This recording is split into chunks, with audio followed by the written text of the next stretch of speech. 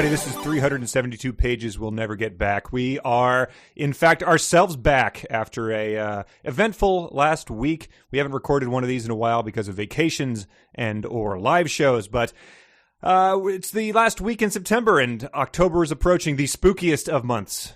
And so we have... Oh, spooky. Spooky because of the Twins losing in baseball immediately is, I assume, what you mean. That spooks me out. The reverse jinx attempts continues for Mike, who is attempting his pretty much 2 months ago was declaring the Twins doomed. They were 20 games up, dirt. for the love of God. They're now 2 games. They clinched it, but barely. You have to admit, barely. And they appear to be probably going to be facing the Yankees in the first round of the playoffs, who have... It's pretty much been Roadrunner and Coyote with them since, as far as I've known Mike, and he's trying to keep these reverse jinxes going, but it's adorable. Have they helped at all? They have not. I expect it to be a quick exit myself, but yeah, it'll be a spooky playoff series. We've got spooky flavors of stuff coming out in stores, and we're reading a spooky book here on 372 pages. Bram Stoker's Lair of the White Worm. All right, let's get this out of the way right away. I don't want this to become another Ogden. You called him variously Bram or Bram. What are you settling on? I'm going with Bram. Don't you assume that it's a colloquial of for Abraham? Yeah. So Bram? I suppose. But also, I also say tomato, obviously, because I'm not an idiot. But every time I pour a drink of the Midwestern Bloody Mary additive Clamato, I call it Clamato. So I guess I'm so you are not to be trusted in matters. Yes, I realized that this summer. So if someone can dig it out, I believe in our live show, and when you previewed it, you said Bram. Wow. All so right. what do you I just want consistency, man. Are the Twins going to lose or not? No, never mind. Right, let's not get back to that. So B. Stoker's Lair of the White Worm. Sir Stoker's. Yes, Lair of the White Worm. This is the podcast. I don't think we even introduced who we are. Sorry. So I'm going to say I'm Michael J. Nelson. I'm Bram Lastoka. It actually kind of works. That's Braham Lastoka. Yes, and this is the podcast where we read through books, which we probably are not going to like. Mm-hmm. That has held true for the most part. Absolutely. With exceptions that are noted during the podcast. So go back and listen to them if you want to figure that out. We just got back. We did a live show here in Minneapolis at Sisyphus Brewing. I thought it was a rousing success. Yeah. There was very little booing, way less than I thought there would be. There were groans and stuff, but I've been on stage in front of a bad audience, and it's not a good feeling. And so right away when there's a good audience, and things went well. And people were happy, and I was not chased out of town with pitchforks and torches for what I read. And yeah, the beer was good too. So, I need to go back to this. When have you been? What's the most hostile audience you've faced? Because I did stand up in the early '90s. You currently do improv, and have you ever done stand up? I have a couple times. Yeah, it's it's been. So what's the worst crowd you've ever faced? What's the most hostile? I don't know if I've ever faced a hostile crowd, but there has been just like crowds of people who would much rather not be there, I would say. And so you get the sense of that, when you can just get that first big laugh, it's very rewarding. And then when you realize it's just going to be sort of like polite tittering that's not genuine. But I suppose actually there have been times when we were doing stuff in a not in like a comedy club, but in a bar that people did not expect there to be comedy that night. That borders on hostile. The sounds of people playing pool, it seems like they're somehow amplifying them to hostilely try to drown you out. The cue balls never sounded louder.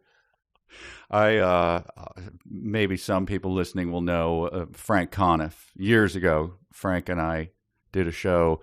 I picked him up, and we went to a club that was currently showing a hockey game on all the big screens. Oh, dear. And they shut them down, like with the big, like the power going out. Right. All right, listen up, you idiots. We got comedy now.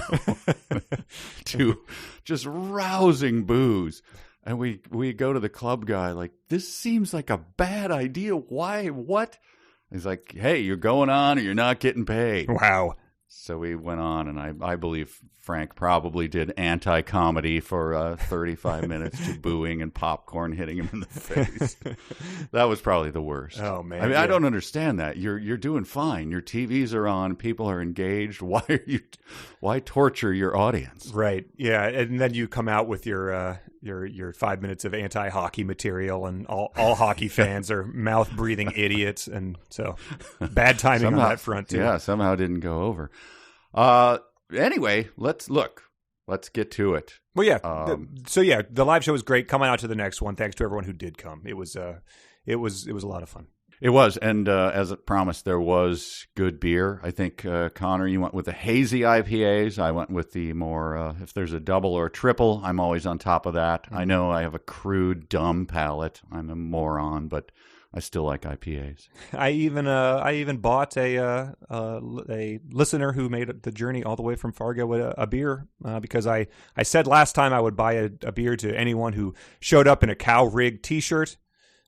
She brought a Tom Servo figurine in a cow rig T-shirt, and I guess there was wires crossed about who that promise applied to. So to make it right, I bought them a beer this time. So show up next time. Maybe that'll be you.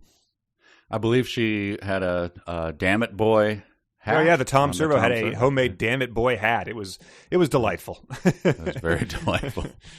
So try to make it next time, but. All right, look, let's roll up our sleeves. Let's get into Bram Stoker's Lair of the White Worm. Yeah, it starts off with Chapter 1, Adam Salton arrives. And we were sort of told that this was going to be the B-side to Dracula. It's the less iconic work of Dracula. And whoever wrote that to us, how dare you? Because this one starts with a real bang. Which is an elderly man tracking down his grandnephew's address.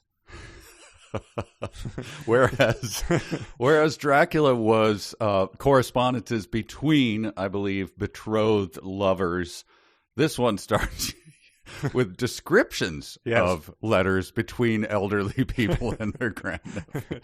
Yeah, so I wanted to even just try to I'm not entirely clear because this is not a relationship that typically exists.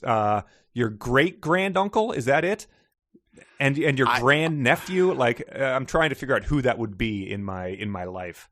I'm as bad at this, Bridget will tell me we have to meet your second cousin, and I'm already lost. Yeah. Cousin. So can I marry them?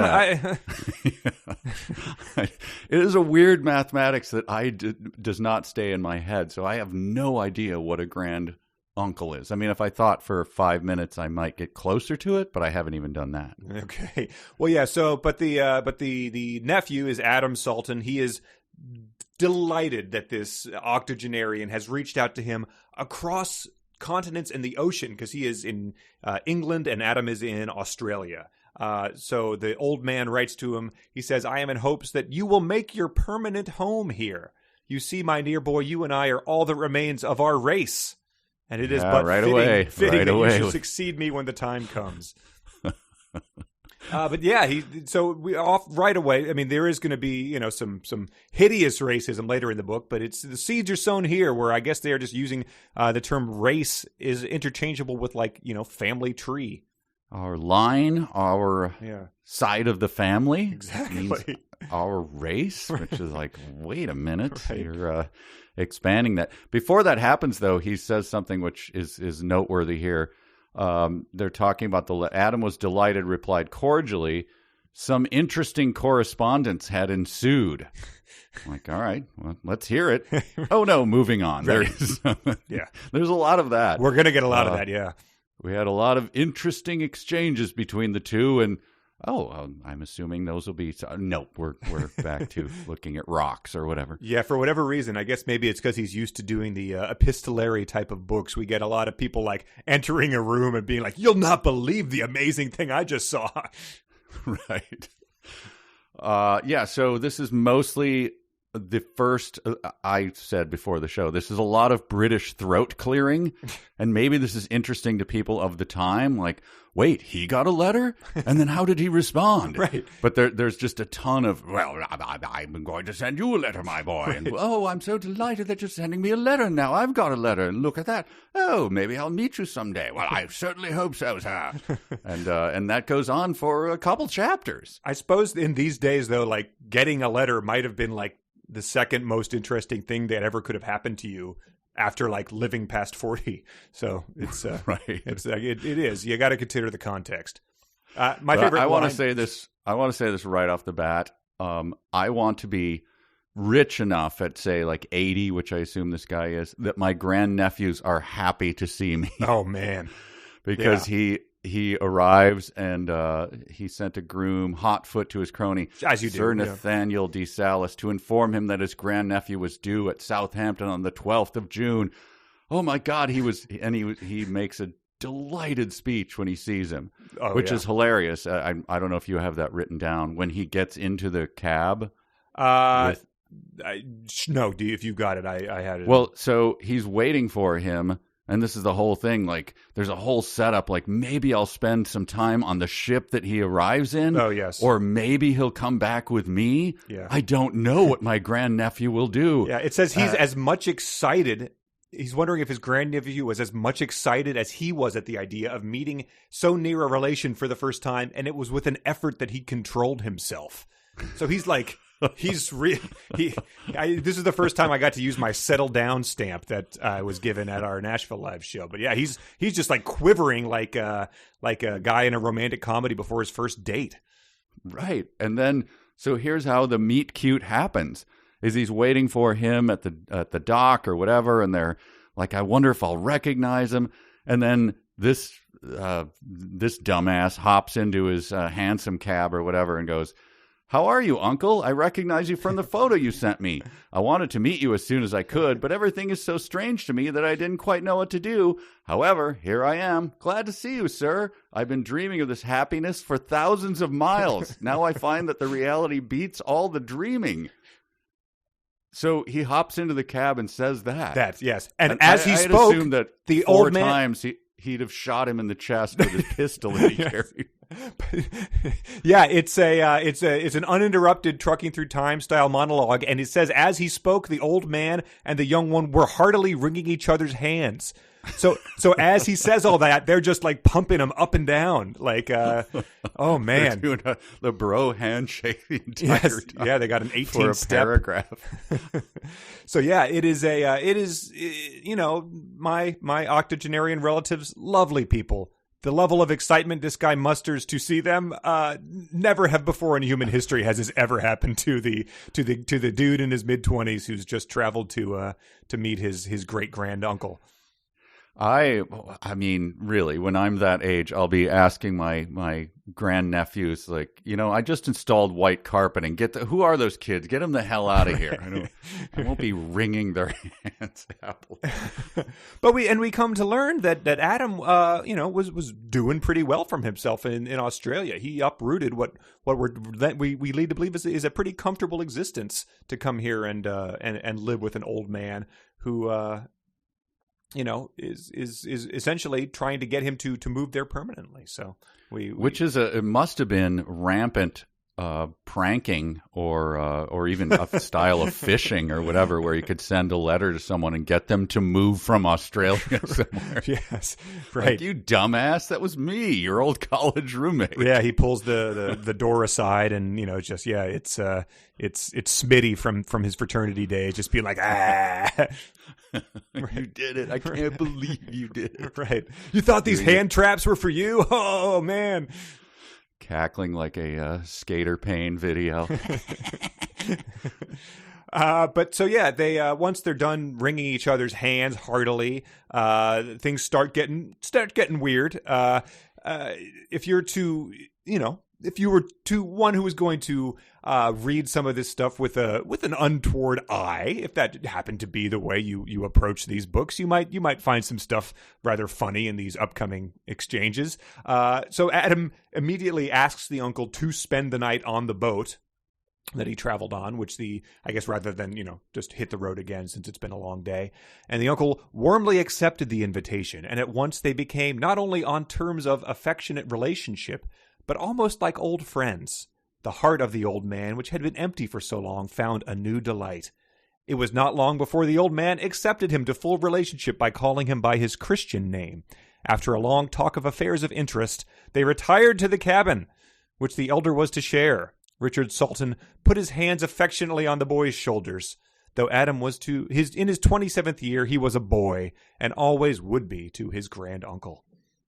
So, again, if you were to want to impose things on this narrative. You're not in any way. No, I read these straightforward. You're taking them on their face. Yes, and in the context of the era they were written, and I shame on you if you're thinking anything might happen here. I'm glad you were. Right. I'm glad you spent a couple minutes to shame the people who would do that, which Yes. you clearly are not doing.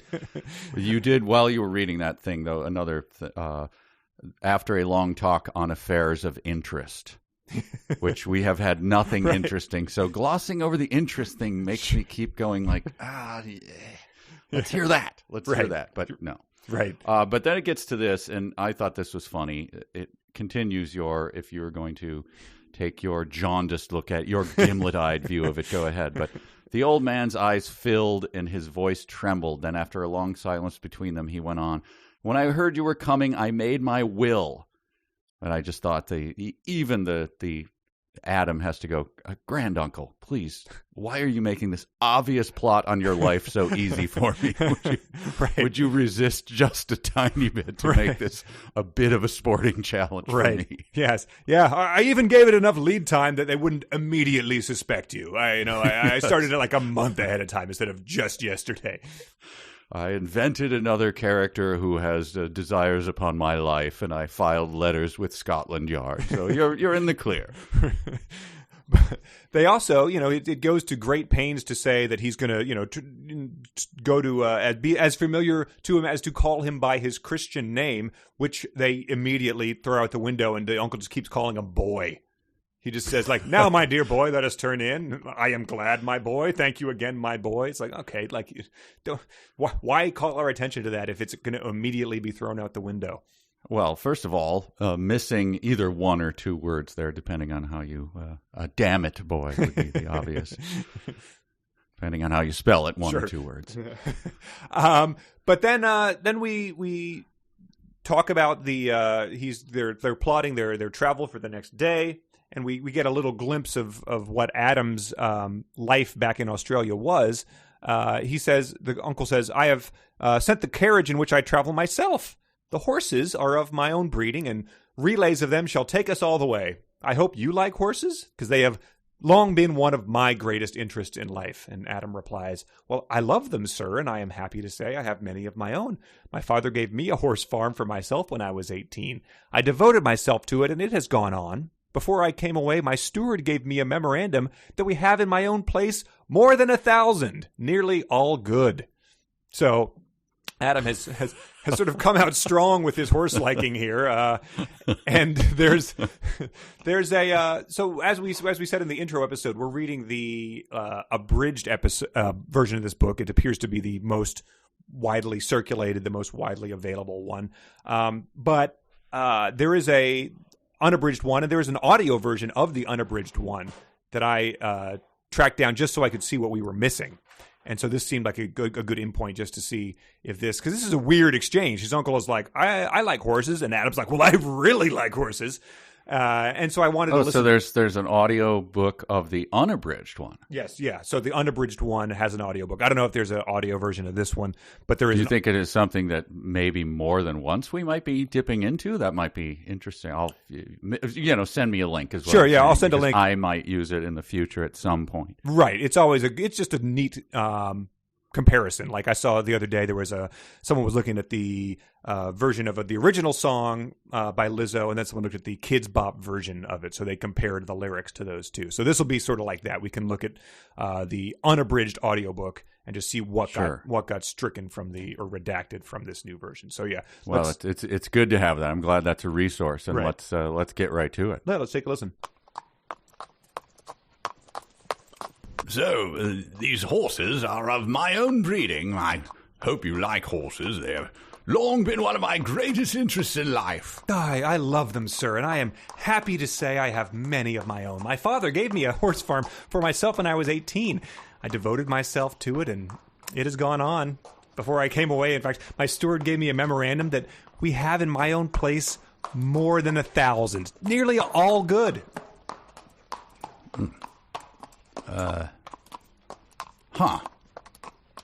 Did, something I said offend thee, Uncle? No, it's just that I mentioned I had bred these horses. They're one of the great interests in my life. Then you barrel over me with your, I've owned my own horse farm since I was 18, have devoted your life to it. And oh, by the way, I have 1,000 horses. I meant no insult. Please, believe me, Uncle. No, all right. I believe you, Adam. Let's move on. Oh, say, would you look at that? The Terwilliger lads are kicking the football around. Reminds me of my youth. Made a dozen saves, keeping gold in the high school regional semifinals one year. Did you ever play? Did I ever play? My father never mentioned that they named the high school pitch after me after I got drafted number 1. Yeah, retired after 3 consecutive unanimous most outstanding players in the Queen's Cup. Figured I should try a new challenge, Yeah, I guess my 12 saves is a big pile of shit then. Oh, no, Uncle. That's not what I meant at all. My bad knees confined me to goalie. Guess that barely even makes me a soccer player. I'm sure you were great. You should be very proud. Please, let's not get off on the wrong foot. Very well. Oh, say, there goes Lady Arabella. Oh, she's got one of those new model wagon tongues. They say they're unbreakable. I tell you what, investing in that wagon equipment company is one of the smartest decisions I ever made. Gonna pay for this year's winter vacation. I tell you, the guy who invented those must be really doing well for himself. Well, I haven't heard of them. I guess you're not better than me at everything. Well, send a memo to yourself 1 year ago. Dear Adam Salton, your grand uncle says to my stocking, Adam Salton brand wagon son of a... Oh, I didn't want to say anything. Oh, you had to one-up me again? Okay, well, you bought stock in my company. That's hardly me one-upping you.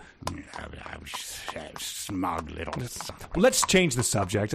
You mentioned winter vacation. Where are you going? Oh, the Maldives. Oh, I've heard great things. You'll have a wonderful time. Of course, I'd be remiss if I didn't put you in touch with... Oh, here we go. Let me guess. The president of the Maldives is your old pal Skip. You played in the Queen's Cup with him, and I can pop by for a state dinner one night? Don't be ridiculous. I know a guy who works as a caretaker on one of the properties. Well, I employ a guy as a caretaker and own the property and the Maldives. You own the country. I won it off of Skip in a poker game. All right, smart guy. Out of the carriage. But, Uncle, there are snake mounds, those common things that everyone has heard of everywhere. Peace, you one-upping Kiwi.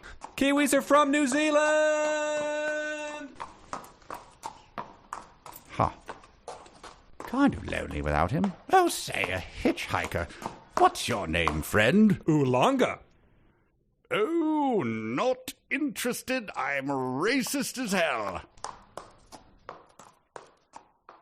Seems like asking my name was unnecessary. Wow. Well, Yep. that It is a... I mean, that is a reaction that I would have had as well. It was a bit of a...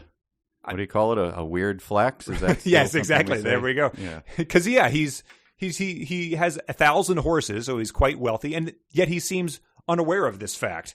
You know, his steward has to tell him that he's got these 1,000 horses, and they're nearly all good. The horses that aren't good, I would like to know more about them too. But I like in the abridged version instead of the unabridged, which we just heard, of course. He said his response is only, "I am glad, my boy, another link between us," which I wish he had followed up with, "Oh, so do you have 1,000 horses?" right. Is that the link? Or, you just like horses? Right, You exactly. You have 3? Oh, great. Okay, that is a link, I guess. Right. If I ever meet Hank Aaron, I'll tell him that I've been to a baseball game, and that will be our the link between us. What a delight. How linked we are. So you've also hit 756 home runs, Connor? Well, no. No. I've seen the moon, Neil Armstrong. Okay. But after Thousand Horse Gate, we get they had the first of many this style cliffhanger, which is something that I will always associate with Lost, where someone says something, they have something very important to tell it, but well, that can wait. The old man says, "Not at all. Only an old man's selfish pleasures. It is not every day that an heir to the old home comes back. And oh, by the way, no, we had better turn in. I shall tell you the rest in the morning." So that is something we can just keep track of as they keep stacking up. This is a hallmark. These there are many of these. It is astonishing. Chapter ends are something that I don't know. I think the Mister in retrospect was kind of masterful compared. We used to read out the chapter ends like, holy cow, what is the cliffhanger? These are amazing. Right? Yeah, Mister would be like. He realized that the vacuum had come unplugged and thought he might plug it back in, but decided he would do it later. Dun, dun, dun. Like, yes. But yeah, this guy's just like, oh, by the way, the white worm's tall white shaft has been sighted. Oh, no, you know what? I'll tell you in the morning. Yeah, there's no time for it now, boy. Let's finish one's dinner. And there's a lot of just harumphing and scene end. But we get to chapter 2, the Coswalls? I don't know. Of Castra Regis. Yep. Castra Regis. So I assume that's the castle of the king, the Caswalls. For some reason, they're very interested in these people, and we only figure it out later, right. I think. Yes. It's a very weird structure for it. Oh, man, yeah. So, yeah, we get backstory laid on thick, but first... we get a quite terrifying moment, legitimately terrifying. It gave me chills. A young man is watching an old man sleep in silence. That's how this one starts. Mm-hmm. Mr. Salton has all his life been an early riser and necessarily an early waker, but early as he woke on the next morning, and although there was an excuse for not prolonging sleep in the constant whir and rattle of the donkey engine winches of the great ship, he met the eyes of Adam fixed on him from his birth. So his eyes pop open, and there is Adam, just with his gaze fixed upon him. Did both eyes open, or did he pop only one eye open and scan the room? Yes, he glances at a anthropomorphic vacuum cleaner and smiles. What would your reaction be to having your grandnephew fixing his eyes on you while you slept in the berth of his room in a ship? I think, yeah. You've got to just be like, all right, let's get this over with now. Kill me for the will money. Yes. Again, the pistol drawn, 4 shots into his chest. Right. But then we get to, I think, the first interesting thing of the book. Edgar I don't know. This can be my Ogden. Coswell or Caswell? Who cares? Grandfather of the man who is coming here, and he was the only one who stayed even a short time. This man's grandfather, also named Edgar. Aside, they keep the tradition of the family Christian name. The fact that everyone is named Edgar, I found that was the first thing that got me to smile and go, "Oh, this is going to be good." Sure, characters There's going to be a big mix-up about Edgar, come in here. And then 4 guys try to cram through the door and get stuck in. Which one of us do you want, woman? Darn this tradition of the family Christian name. It's not even good. I found that delightful. Right. And then, the grandfather had quarreled with his family and went to live abroad. And so my first concern was, is he going to be keeping up intercourse, good or bad, with his relatives? But it sounds like that is quickly assuaged because it says he is not keeping up any intercourse, good or bad, with his relatives, which is a big relief for me because that doesn't, it just is a general policy. You don't want to be doing that. Huh? Yeah, this was odd. I think I had to reread this. So there's a family quarrel. Mm-hmm. So they own the estate, but everyone who is an heir to the estate decides not to live at their estate. So how do they keep the estate? So the estate is just kind of every day the maid shows up and goes, do we still have to actually work here? Do I have to? There's 1,000 horses out there. We could just let them go and no one's going to give. Right. Yeah, paychecks have been bouncing for generations, months. Right? Isn't that the point of it? He says, they haven't been back at all. So now this guy's going to come back, the heir to it, and we're going to go throw him a giant party. Yeah. Because he's coming back to this place where we've never even known. All we know is that they're named Edgar, but we've never met Edgar. Right. I guess it's, with the tropes of this thing, we must be led to believe that there's some horrible curse that's befitting this lonely place. But as for now, it's a very strange policy. But quickly we get word of Sir Nathaniel, yes. who I think is my favorite character so far. Okay. There's only really there's maybe 5 or 6 characters by the end of these 8 chapters. But Sir Nathaniel is indistinguishable from he's another grandfather, and they meet him immediately, and he loves the boy too. Oh man. Yeah. So he's introduced as, he literally says, my old friend Sir Nathaniel, who, like myself, is a freeholder near Castor Regis. So they're just showing that right away. They have the same backstory. One little wrinkle though, Sir Nathaniel's estate. Oh yeah. So people have been like Castor Regis, the Caswell estate. His is called like Mercy House or something. That's where that's where the grandfather lives. Sir Nathaniel de Salis, his estate is called Doom Tower, which is just remarked over the border upon. of Derbyshire on the Peak. And I wrote down Doom Tower, sunny, open concept. Right. Yes. Kitchen goes right into the living area so the kids can watch. Yeah, a commune where hippies are making goat cheese and stuff, and selling organic berries. No, but it doesn't go remarked upon. No, not till later that there's some history of Doom Tower later. But yeah, it's just like, my buddy, Nate is his name. Sir Nathaniel, you can call him Nate, lives over at Doom Tower. Yeah. And he's like, all right, sounds good. Let's go meet that guy. Right. And then, so Adam meets him. Accordingly, the conversation, which began on the most friendly basis, this is between Nathaniel and Adam, soon warmed to an interest above proof, as the old man spoke of it next day to Richard Salton. So this kid is an old man whore. Yeah, it's amazing. Like he's an easy mark, I guess, or he's an old soul. I don't know, but these guys, I guess they start they offer him a Werther's, and that's all it takes. Maybe we still don't know. This could be a long con, and that'll be the twist, is peel off the mask. I'm the white worm, you dumb old man. Why do you keep falling for grandnephews? Yeah, it is bizarre. I guess there's lots of precedent for this, in turn, like Charlie and the Chocolate Factory, Back to the Future type of relationships. But in real life, it's again, love my elderly relatives, but don't want to be heading off to Doom Tower on a Friday night to super long carriage rides with aged relatives. Right. I don't expect it from my younger nephews and nieces. I'll throw the football around with them on Thanksgiving, and they are generally fond of me, but otherwise they want me gone. So, maybe they noticed Adam's bicep tattoo of Dick Van Dyke in Diagnosis Murder, and that was all it took to win them over. I don't know. But here's another point of interest that again gets glossed over.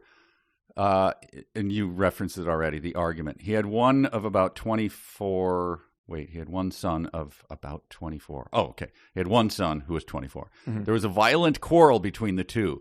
No one of this generation has any idea of the cause, but considering the family characteristics, we may take it for granted that though it was deep and violent, it was on the surface trivial.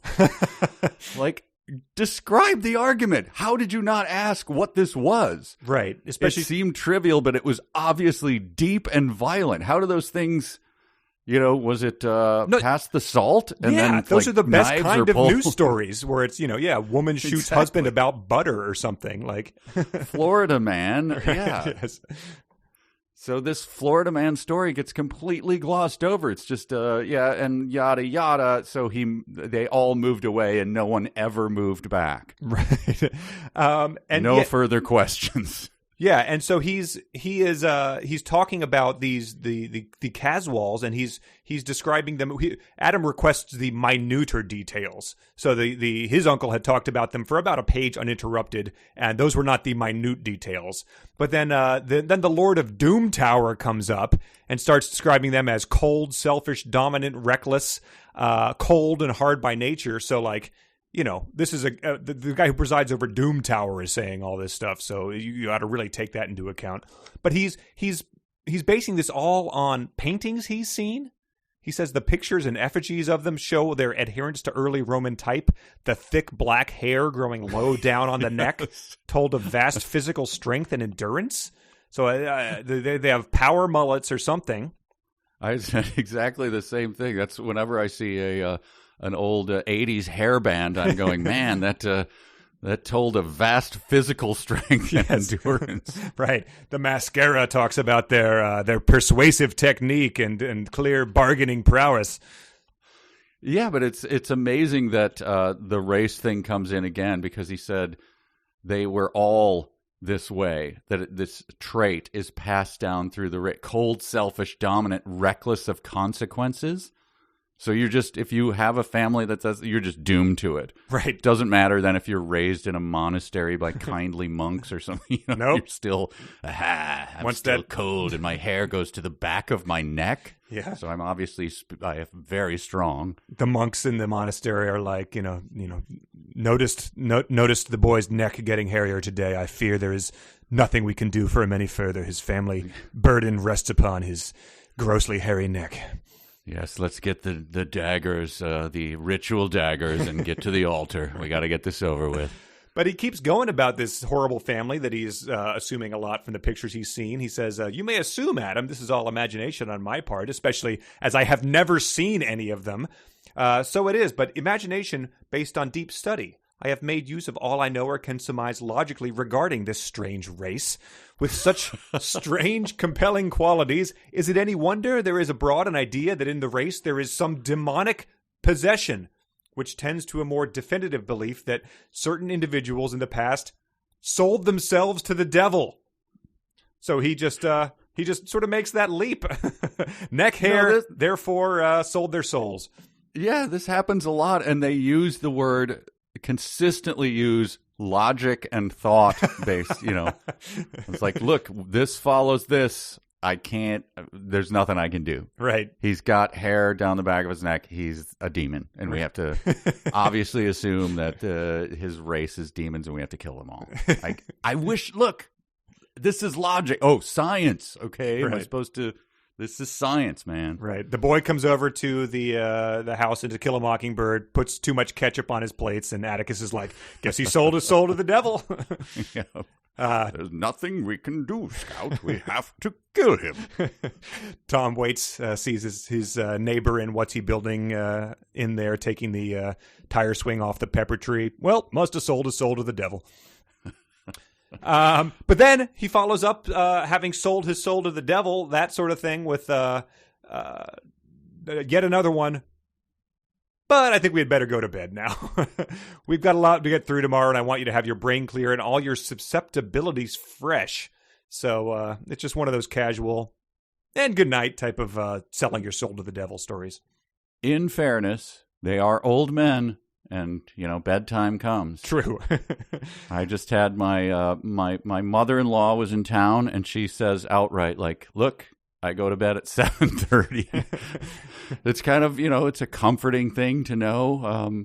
I love my mother-in-law, but she's only going to be here till 7:30. Right, sure. That she drops. So this is just doing that. It's like, it's very true to form. The one thing that we skipped over that I just want to address, it's just another one of those things that if you were, again, reading this with your eye askance and you're looking for things that aren't there, he says, I gather from your uncle, by the way, I suppose we had better speak of you as uncle and nephew instead of going into exact relationship. In fact, your uncle is so old and dear a friend that with your permission, I shall drop formality with you altogether and speak of you and to you as Adam, as though you were his son. And I would, I felt like we were just like a paragraph away from them being like, you know what, let's just get you into a diaper, give you a pacifier, and we'll just call you Adam the Big Baby, and we'll push you around in a stroller. And Adam's like, hey, I would like nothing better. Is that where you go to it? That's Okay. where All that's right. where some people might interpret this as Sure, some people. get you Sure. into the cow suit. I don't know. Um, It's weird. They're like, let's, hey, great grandnephew. You know what? Let's just call you nephew. In fact, hey, son. That's even better. Yes, they are those big, those things are very much glossed over, and the response from Adam is just I don't know, he's a weird puppet who is just delighted by everything. Wide-eyed delight. His response to it, though, was written in a way that made me laugh. After that thing, like, let's just speak of you as son, and he says, I should like, answered the young man, nothing better. Yes. Is that a way to write a sentence? That was definitely This submitted as a dumb declaration sentence. of, that would be great. That would be, the man continued after a time of, great, Right. said the guy. I mean, it just is a terrible way Right. to write a sentence. Unless it's Chandler from Friends. I guess that's that's how he That would be, I should like, nothing better. Well, I think that's it for that chapter. They go to bed again on yet another cliffhanger, and then we transition into chapter 3, Diana's Grove, which Yes, my favorite $3.99 wine from Ralph's. It's on the bottom shelf. Diana's Grove. right. It's a Doobie Brothers variant, I believe, too. It's also the most boring and pointless chapter that I've perhaps ever read. It's our hero wakes up and goes for a walk with an old man. Yep, that's pretty much sums it up. But we get, this was a great sentence, though. I don't have a ton of notes for this because of what you have said previously, but he pointed with a sweeping gesture, as though calling Adam's attention to the extent of the view. I just thought, what followed after that? Hey, why the sweeping gesture? It's as though you're calling attention to the extent of the view. Like, what? No, I was stretching. Yeah, arthritis. I'm old. If you think the extent of the view is vast, that's on you, man. I was just, doing this big, fancy gesture like I do every morning when I go for a walk. He points to the upcoming snake stone piles and says, "Look out!" And Adam's like, "Should I be careful?" What? I didn't. Yeah. If you want to, I guess. I don't know. Is it as though I were pointing it out? Oh, I'm sorry. Right, Kleinian. Oh, there's some Kleinian stuff coming up. But he says, I think probably as he's doing that, he says, I want you to bear in mind the trend of the ground. For some time, sooner or later, we shall do well to have it in our mind's eye while we are considering the ancient traditions and superstitions. And so I just imagine Adam, who's 27, who's like still like yawning himself awake, being like, "What? You want me to memorize the landscape so that later we can talk about the traditions? Like, I have not had coffee yet, and I traveled from Australia yesterday. Like, yeah, I am quite beside myself. yeah, I am just like barely awake. I don't know what's going on. But yeah, so he begins his thing. So they go out for the big walk. I have brought you here, Adam, because it seems to me this is the spot on which to begin our investigations. Like, is that what we're doing? right." What time is it? I have been sold a bill of goods by my uncle. I thought I was coming here just to lord my 1,000 horses off of him, but now we're investigating the landscape of Diana's Grove. You know what? Stop calling me son now that I think of it. Yes. This is my dad would not do this to me. It no longer delights me. And you know what? Take this pacifier back. What about the diaper? No, I'll keep the diaper for reasons I do not want to get into. But just in case people, if the weirdos out there who don't read the books are worried that we're being exaggerating how boring this chapter was, I pulled out some of the riveting dialogue. This is the old man talking to the boy. The old name translated means Diana's Grove. Then the next one higher than it, but just beyond it, is called Mercy.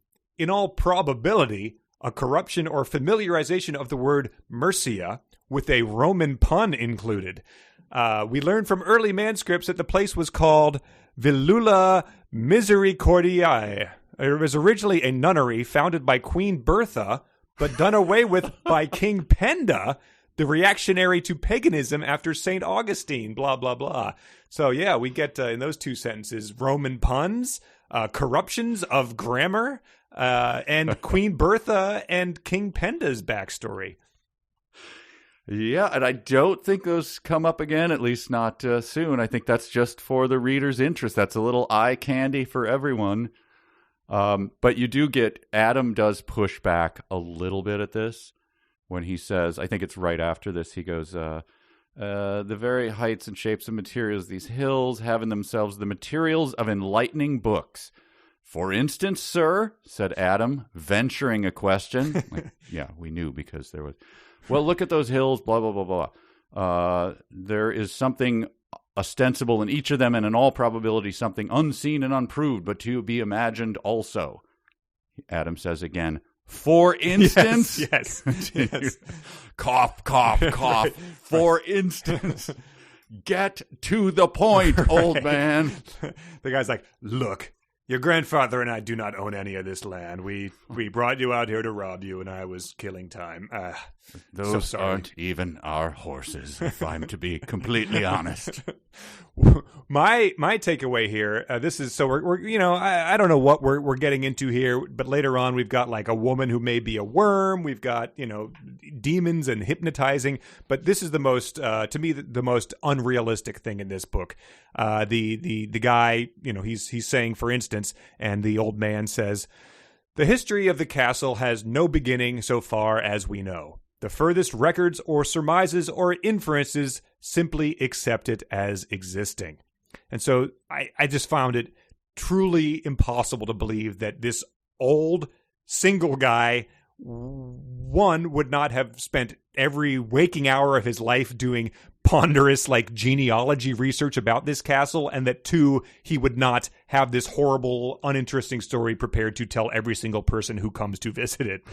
Right. Because it's like, if you've ever met, at some point in time, there's this stage where people either get interested in World War II or like their family's genealogy, and this guy is well past that stage of life, and so given the tour of his uninteresting manner would clearly be the one thing that he would subject every single visitor to. Yeah, well, and he also wraps up the chapter, or I think it's near the end of the chapter, paragraph after paragraph of boring crap that you can't follow or be interested in, and then says, so much for the fortified heights, but the hollows, too, have their own story. But how the time passes. We must hurry home, or your uncle will wonder what has become of us. Wow. So the interesting thing, again, was apparently to follow, but we don't have time for that. Time to go home. My God. And nap, take a Metamucil, and I get my pill bag from Amazon, and then I go to sleep. So Sure. let's get back into that. Three of those in a row. That's amazing. But yeah, that's that was that chapter for me. The backstory of Diana's Grove, and we can move on unless you got anything else. All right, moving on. Chapter 4, The Lady Arabella March. Yep. Yeah. So yeah, we get to meet a very intriguing character in this chapter. But before we get to that moment of interest, the old guys want to set some expectations. I found this pretty funny. They're telling Adam, they go into their roots quite a bit in this thing, again, in Trucking Through Time style. But he says, we'll go through Liverpool, through what is called the Great Vale of Cheshire. You may be disappointed, but take not to prepare your mind for anything stupendous or heroic. You would not think this place a vale at all, unless you were told so beforehand and had confidence in the veracity of the teller. So he's saying, you're going to go through the Great Vale of Cheshire. It's not very Vale-like, so don't be disappointed. That would not disappoint me personally as a traveler if a Vale was not particularly Vale-like. Also, that great is put that in heavy scare quotes. It's not even a Vale, so great. It can't be great, but. Right. But anyway, we're going to go through it, so keep your eyes peeled. Yeah, no, I was going to be looking at my phone the whole time, so was not going to notice where we were in a new town at all, frankly. I was hoping to pick you up from the airport for the live show and go, now we're going to be driving down 62, that is the crosstown.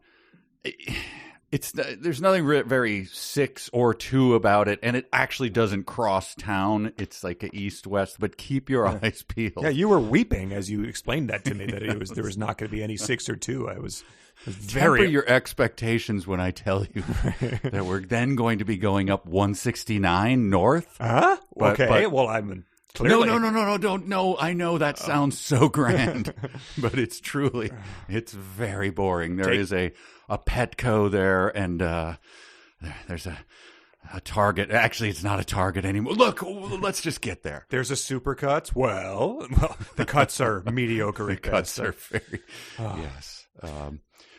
Yeah, so Annabelle, not Annabelle, that's Poe. This is Arabelle March. Mm-hmm. Long hands on this woman. Yep. A shockingly 372 staple is women with long hands. 3 books now, or yes. Is it even more? No, I've got so far. I believe 3. They were in Armada. The insanely hot mom at one point in time was leaping out of her car and running to mine, covering her mouth with her long fingers.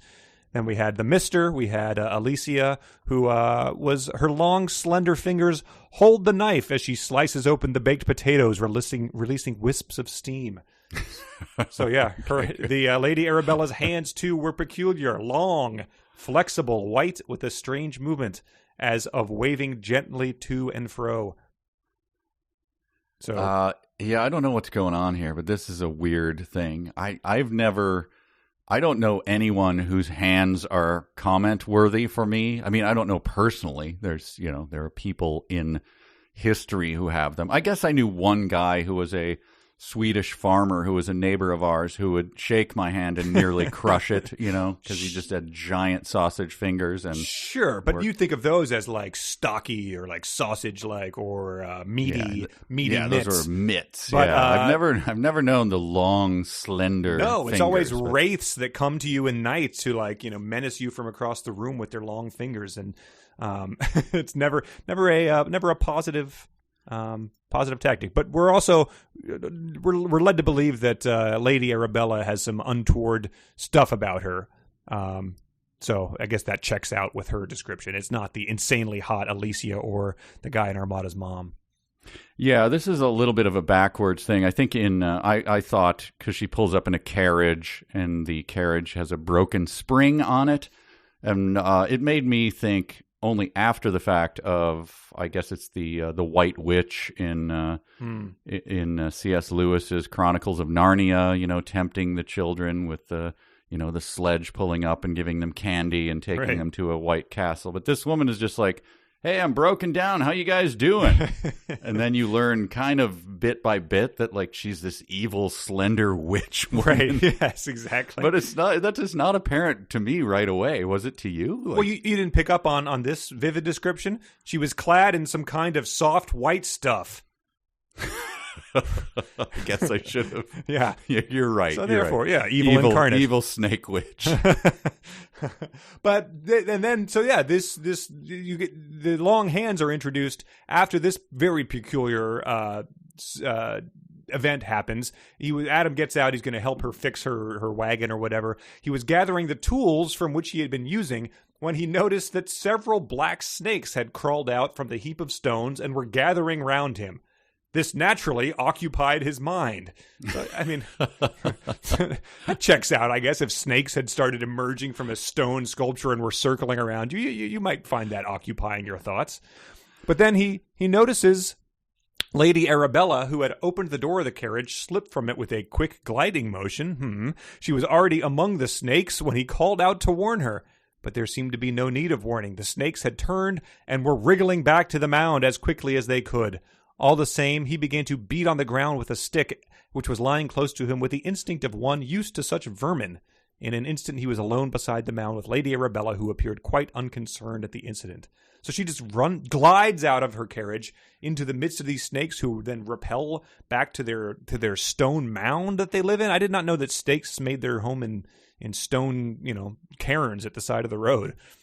I didn't know that either, and that they sort of traveled in packs and came out as one, and I'd never seen this behavior, so I didn't know it. Only on Whacking Day has that ever been on The Simpsons where they ever traveling in such a thing. But, bizarre. You skipped over a moment, and I'd like to offer it as a challenge to both yourself and to our listeners. He laughed to himself behind his teeth as he whispered, "No need to fear there. They seem much more afraid of her than she of them." Oh, my God. So please give me that. If you need the words again, "No need to fear there. They all seem much more afraid of her than she of them." But he laughed to himself behind his teeth as he whispered. So you have to do it simultaneously. Oh, my God. All right. Well, There you go. What do you got if I for choke and stuff, send someone to do that. I'm like, And then you have to say Ogden before and after the sentence. All right. no need to fear her. No, they appear to be as scared of her as they are of him. That is bizarre. That is All right. creepy. Behind I give that his an teeth. 8.5. I like Wow. a little Charles Nelson Riley, and then yeah. I don't know how that worked. That one stuck out to me. Wow. So yeah, right off the bat, we've got long fingers, we've got gliding towards snakes, but other than that, there's nothing to find suspicious about this woman. Oh, except her husband was rich when she married him, or seemed to be. When he committed suicide, it was found that he had nothing left, and the estate was mortgaged up to the hilt. Her only hope now is a rich marriage.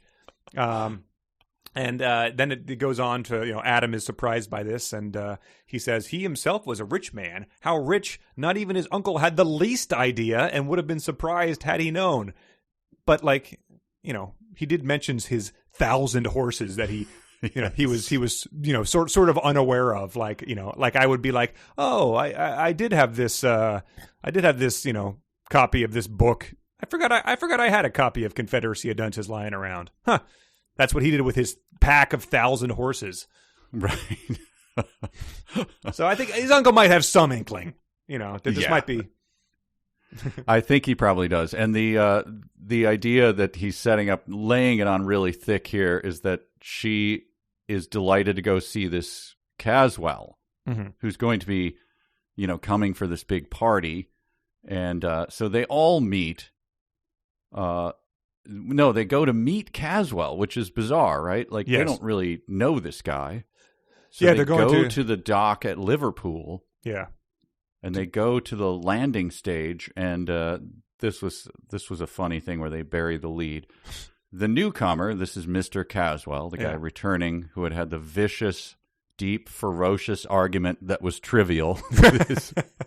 I mean, not him, but some progeny of some them. Some hairy-necked guy.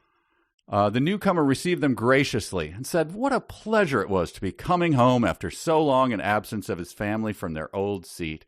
Adam was pleased at the warmth of the reception, but he could not avoid a feeling of repugnance at the man's face. Again, burying the lead. Right. Like, I walked aboard, and this guy, I wanted to throw up when I saw this, just vomit pile of his gross, disgusting face. Nice guy. Right. I mean, really nice. Other than that, just a delightful thing that I was happy to be a part of. Glad we drove to Liverpool. I mean, the Vale, it was not great. It was as promised, pretty mediocre. I barely noticed it, but this guy's face. Right. But like you get this tidbit too, which again, if we're comparing this to Trucking Through Time, Caswell looked indeed a savage, but a cultured savage. So potentially potentially the real savages. I'm not sure. I don't know. But well, so I think this author makes much more clear who the real savages are. Yeah. Well, let's get right to that. We have the again this book 1910 or whatever. And so very much a product, a negative product of its time. But then again, Bram Stoker, a thinker, I guess, an author who probably could have challenged some of these cultural things if he had been willing. However, he leans into the absolute worst that you could take away from this with his introduction of Ulanga. Yes, the face of Oolonga, as his master called him, was unreformed, unsoftened savage, and inherent in it were all the hideous possibilities of a lost, devil-ridden child of the forest and the swamp, the lowest of all created things that could be regarded as in some form ostensibly human. Yeah. Dial it back. Yeah, boy. You're starting at 11 here to describe how much you dislike this guy. Holy cow. Right. I mean, And the idea of no, probably a little less repugnant. I don't know. I'm not going to grade these things. The noble savage? Could we start there and then determine that he's not so noble? No. An unformed subhuman entity. Good Lord. Yeah, I mean, he's just like, waggling his tongue and baring his, teeth that he's like, how is this possible? Teeth sharpened to fangs, oozing sores. Like, what do you?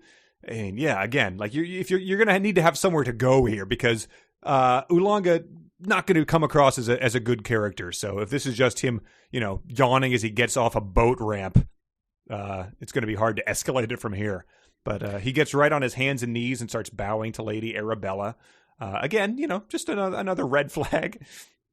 There are, plenty of red flags. But what if, I don't know. Look, I'm not going to put myself in the mind of the author or anything, but what if he had been a cultured gentleman, and then we learn that he's evil or whatever? I don't know which is better. I'm just saying it's so bizarre a story element to just start with. This guy is obviously an evil demon from hell. Yeah, and then let's see where it goes from here. Right. Then old Beelzebub lumbered down the ramp after him, his cloven hooves clacking all the way. I thought to myself, this does not look like a good guy. And turns out he was not. He was the devil and wrought evil upon mankind. So yes. Very, very compelling storytelling. What is compelling storytelling is the subplot that happens next, which up until this point, it had been pretty standard 27-year-old travels across the ocean to live with his great uncle who decides to start referring to him as his son material. Then you get yawn, please. We've heard it, but go on. Yeah. Then you get this introduction, which just delighted me. I want to find out where Ross, the animal merchant, lives. Yes. Because I want to take a small animal home with me, if you don't mind. He is only a little thing and will be no trouble. Well, of course not, my boy. What kind of animal is that you want? A mongoose. A mongoose? What on earth do you want it for? To kill snakes. And Adam goes. He visits Ross, the animal merchant, who, as we all know, the docks are where you go to buy your exotic animals in this time. There's always an animal merchant to be found. And when Ross, this is where it truly started to amaze me. When Ross heard what he wanted, he asked, "Do you want something special, or will an ordinary mongoose do?" And he said, and Adam responds, "Well, of course I want a good one, but I see no need for anything special. It is for ordinary use. I will be... I'm going to be haunted by what the special one might have been." Well... Look, the old man, he goes, he gives his mongoose description of what he's going to buy, and he goes, "Oh, good." The old man remembered the mound of stones. No explanation was needed. I just thought, I wish my own mongoose purchasing required no explanation to my wife. Right. Honey, gotta go into town getting another mongoose. What? Oh, here comes the third degree. Yeah. Right. Adam did not get questioned like this in Lair the White Worm. Right. In fact, they asked him if he wanted a special one or not. And again, an untoward reader might infer some a special one, a trained mongoose. So is that what when Richard Gere went to the pet store to buy a gerbil, was he inquiring about, do you want an ordinary one that runs around in a wheel, or do you want the special one, sir? Or wink, Mr. Gere. Don't use Gere. Oh, right. So yeah, he buys the mongoose. He brings it back, and then we get a delightful exchange. Wait! Before you do that, I would like to point out that previous paragraph that you read. I want to find out where Ross, the animal merchant, lives to take a small animal home with me. I think word for word a line from Friends season 3. Ross and his little monkey. Remember that? Yes, Marcel the monkey. Yeah. So anyway, all right, go on. But he gets back, and Sir Nathaniel said, "Hello, what have you got there?" "A mongoose." "What for?" "To kill snakes." Sir Nathaniel laughed.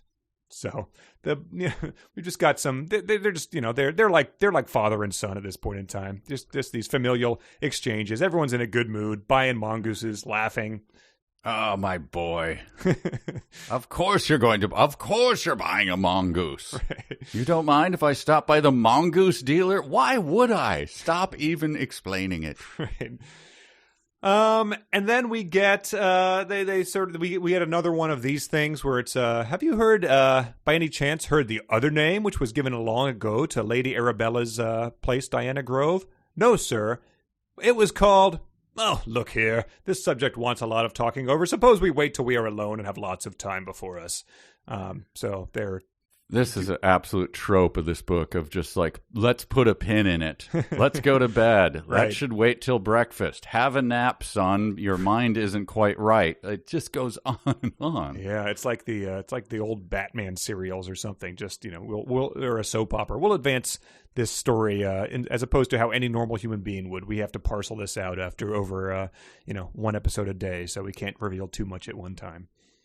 It's like there's kind of a trope in the in old movies and things, like especially with women, like you can't handle this information. And Bridget and I always laugh in an old movie when we see like, I was so upset. I don't know. I didn't even know what to think. "Oh, John, you'll have to do the thinking for us." Like, wait, what? Wow. I mean, you don't just lose your faculties at all just Right. because there's a little stress or whatever. But that was very much of the age. Like, you can't, let's not talk about that now. Let's, have a hearty meal. And Right. like, You're no, hysterical, dear. Yes. But so he goes through the crowd and he sees the attractive women, right? Yeah. So I think this line: "He was young and a man and a stranger from a far distance. So on all these accounts, he naturally took stock rather of the women than of the men, and of these, those who were young and attractive." Sure. Thank you for reminding us how human beings Right. act in any given situation. I had forgotten how humans worked, so that reminder is good. And they could have left it at young and a man. They didn't need to introduce the creepy aspect of, and a stranger from a far distance. So he's is in his trench coat, like peering at them from underneath, beyond the collar at these two hot young ladies. Yes. What is it? Mimi and Lily? Mimi and Lilla, yeah. Lilla, yeah. Well, we'll get to them, but Right. yeah. Well, yeah. I mean, I got them right now. If you got anything else, I think this is at Yeah, I think you got them right now. Bring them on. Let's go. I think they've gone to a party at this point in time at the Caswell estate. I think they've traveled back, and these two show up. The other two were good-looking girls. One of a little over 20, the other not quite so old. So soon as Adam's eyes met those of the younger girl, which stood nearest to him, some sort of electricity flashed. That divine spark which begins by recognition and ends in obedience. Men call it love. So he's his views on love and relationships are as enlightened as his views on oolonga. Yes. But yeah, just that sort of a weird way of phrasing that at the end as a needless artistic flourish on Stoker's part, I think. Yeah, and he goes into the race, the stock of these two, and there's it's a long I can't follow the trend of it, but there's a few good details. Them, the mother and the infant died on the same day, and I just thought that sounds like something more interesting than rock piles and what stock people are from. Let's get to that, because it wasn't at childbirth. It was she died. She was less than 8 months old. Yeah, she died when she was less than a year old. His wife died on the same day. She is a good girl, as good as she is pretty. It's like, wait a minute. Yeah. Wait, what? This sounds fascinating and grim and tragic and horrible, but what the hell happened? Right. Like, It's a reverse Quick Swift situation. Who met his wife on the same day he married her. Yes. But again, something interesting, and again, obviously it's macabre, but I want to hear it. Right. But nope, that is but a detail. But then he introduces the other daughter, who has an interesting backstory as well. The other daughter, Mimi, is Burmese. She was adopted. No real sense of what happened to her or how she was Burmese, why she was over there. But she then went through the same process as this guy, where an old man came and adopted her, and brought her back to wherever they were hanging out. It says the only thing that upsets Mimi is when anything happens to injure or threaten or annoy Lilla. Then her eyes glow, as do the eyes of a bird when her young are menaced. And that is how that chapter ends, with that other very intriguing detail that he neglects to elaborate on. Yeah, well, he starts it earlier with, and I have it, I can post a picture of it. I stamped it with a firm settle down on the stock and race thing. Strange how different they are. Lilla, all fair, like the old Saxon stock from which she is sprung. Mimi showing a trace of her mother's race. Lilla is as gentle as a dove, but Mimi's black eyes can glow whenever she's upset. All right. Mimi, have you met Oolonga? Seems like you two belong together. Right. Yeah, once you get into stuff that's actually viciously racist, the reoccurrence of the term race popping up every now and then sticks out even more as a sore thumb than it did originally. Yeah, and I wondered, what is stock, race? How fine are we trimming all this stuff here? I think we know what we're getting at, but right. But it does. Is it a term of art when you're talking about stock versus race? Let's have more information, Mr. Bram. Right. It's the sort of thing that maybe people in 1913 would have been like, in the diner, someone they don't like walks past them and be like, well, their stock. And then people are like, oh, like we understand their, as opposed to. You can flutter the little handkerchief and go, oh, yes, yeah, of course. Whereas our stock. Right. Wink, wink, yes. That's what I've got there. Yeah, and then we get into it. We're at the heart of the book then. Yeah. And so Chapter 5.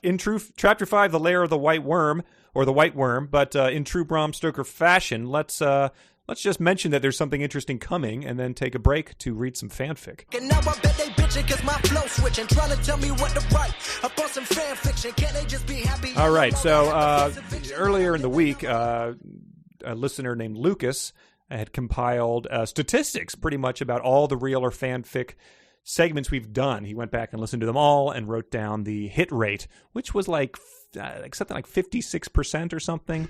So so far it has been nearly almost impossible to differentiate the things our listeners write to try to fool us from the actual books we've been reading.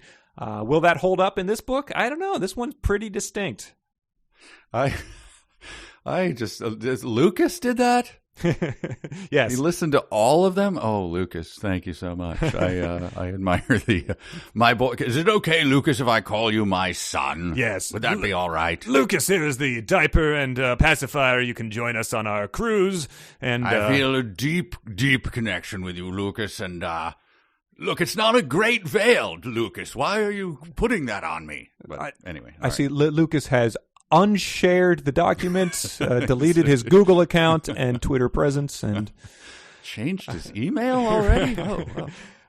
So yeah, we've got we're gonna have 5 passages either from later in Lair of the White Worm or fanfic that our listeners have come up with themselves, and so they've surmised the tropes and style of Bram Stoker.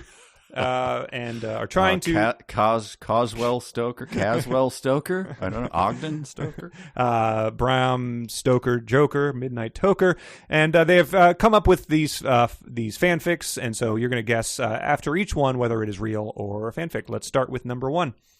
Sir Nathaniel continued, "Indeed, I was quite the celebrated phrenologist in my day, and though I have no caliper in hand, I believe I can venture the conclusion that man and manservant share the same cranial architecture in every particular, brought into sympathetic coherence over long years of exposure to the savage African climes of the African continent. This Oolanga seems an appendage of his master. The one thinks and the other carries out his will. I cannot but wonder that some telepathic resonance or other mechanism beyond the ken of modern science is manifested in the pair." I'm going to venture a couple things here. This is going to be, I'm putting myself out there. Oh, boy. I feel like this is Heather dangling phrenologist in front of me, knowing my psychology. But this is fan fiction. All right. So I'm going way out on a limb. I'm not only declaring it not his writing. You're guessing the author. Yes. Wow. All right. That's how deep she is in my head. All right. Let's do number 2. The only comfort was the arrival the next morning of a strong packing case, locked, from Ross, the key being in the custody of Davenport. In the case were 2 smaller boxes, both locked. One of them contained a mongoose to replace that killed by Lady Arabella. The other was the special mongoose, which had already killed the king cobra in Nepal. When both the animals had been safely put under lock and key, he felt he might breathe more freely. No one was allowed to know the secret of their existence in the house. Oh, damn it. You said 56%. I'm surprised I ever hit that high. The special mongoose is, again, damn it. Now that I look back, this could be Heather. Damn you, Heather. That's fanfic. All right. Special mongooses. Number 3. Adam's eyes surveyed the vertex of the structure. Sir Nathaniel continued, "You see, my boy, it is here that Hadrian's Wall, or the Valum Hadrianae, reaches its zenith. And observe in the distance the still perceptible main spire of Castra Regis, in exact opposition to the indicated turret.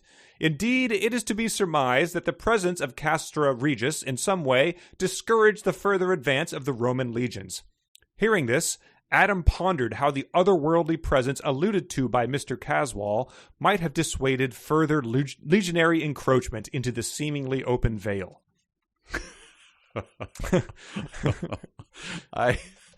Oh boy, I think this is fanfic, but I'm going to say that it's real because that's very good. That's very good. Because how the boring. dryness entices me into saying that it's real.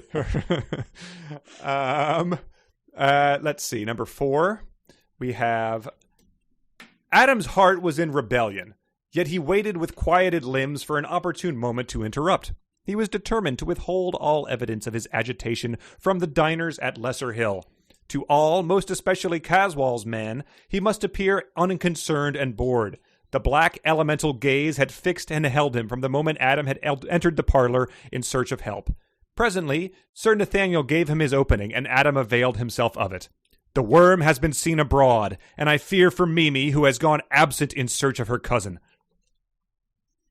Oh, wow. Okay, so this causes me to change my This is unprecedented Wow. in the history of fanfic. Wow. Real fanfic. Are we going to allow this? Yes, we are. Okay. Because I'm All right. as I'm doing. Okay. I think number 3 was Okay. fanfic. I said it was real. I'm changing my answer based on this. Hadrian's Wall, you think was fanfic? The previous number Yes. 3. Yeah. Yes. Number 4 is real. Okay. All right. So now I have one more. I look, this is all going to make me look very, very silly when it's over, but I'm risking it. Okay. This is number 5 and final. Correct. All day long, it would seem that the birds were coming thicker from all quarters. Doubtless many were going as well as coming, but the mass seemed never to get less. Each bird seemed to sound some note of fear or anger or seeking, and the whirring of wings never ceased nor lessened. The air was full of a muttered throb. No window or barrier could shut out the sound till the ears of any listener became dulled by the ceaseless murmur.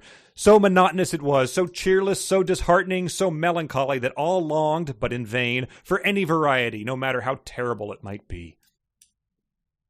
Oh, shit. So...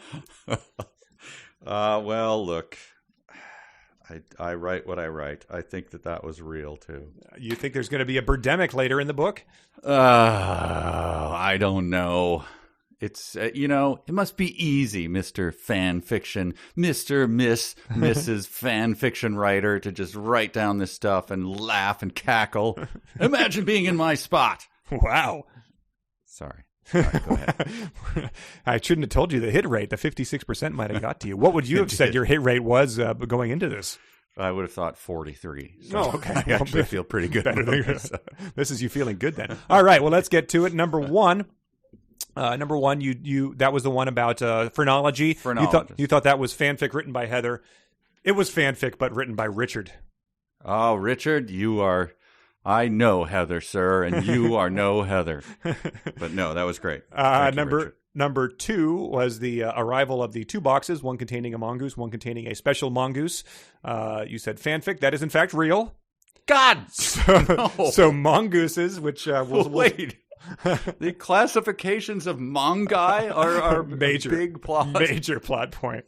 And we, I guess, learn why it makes it special. It's killed a king cobra in Nepal. So, yeah, I knew that was part of the lore when he wrote it, but I didn't think that was worthy of return.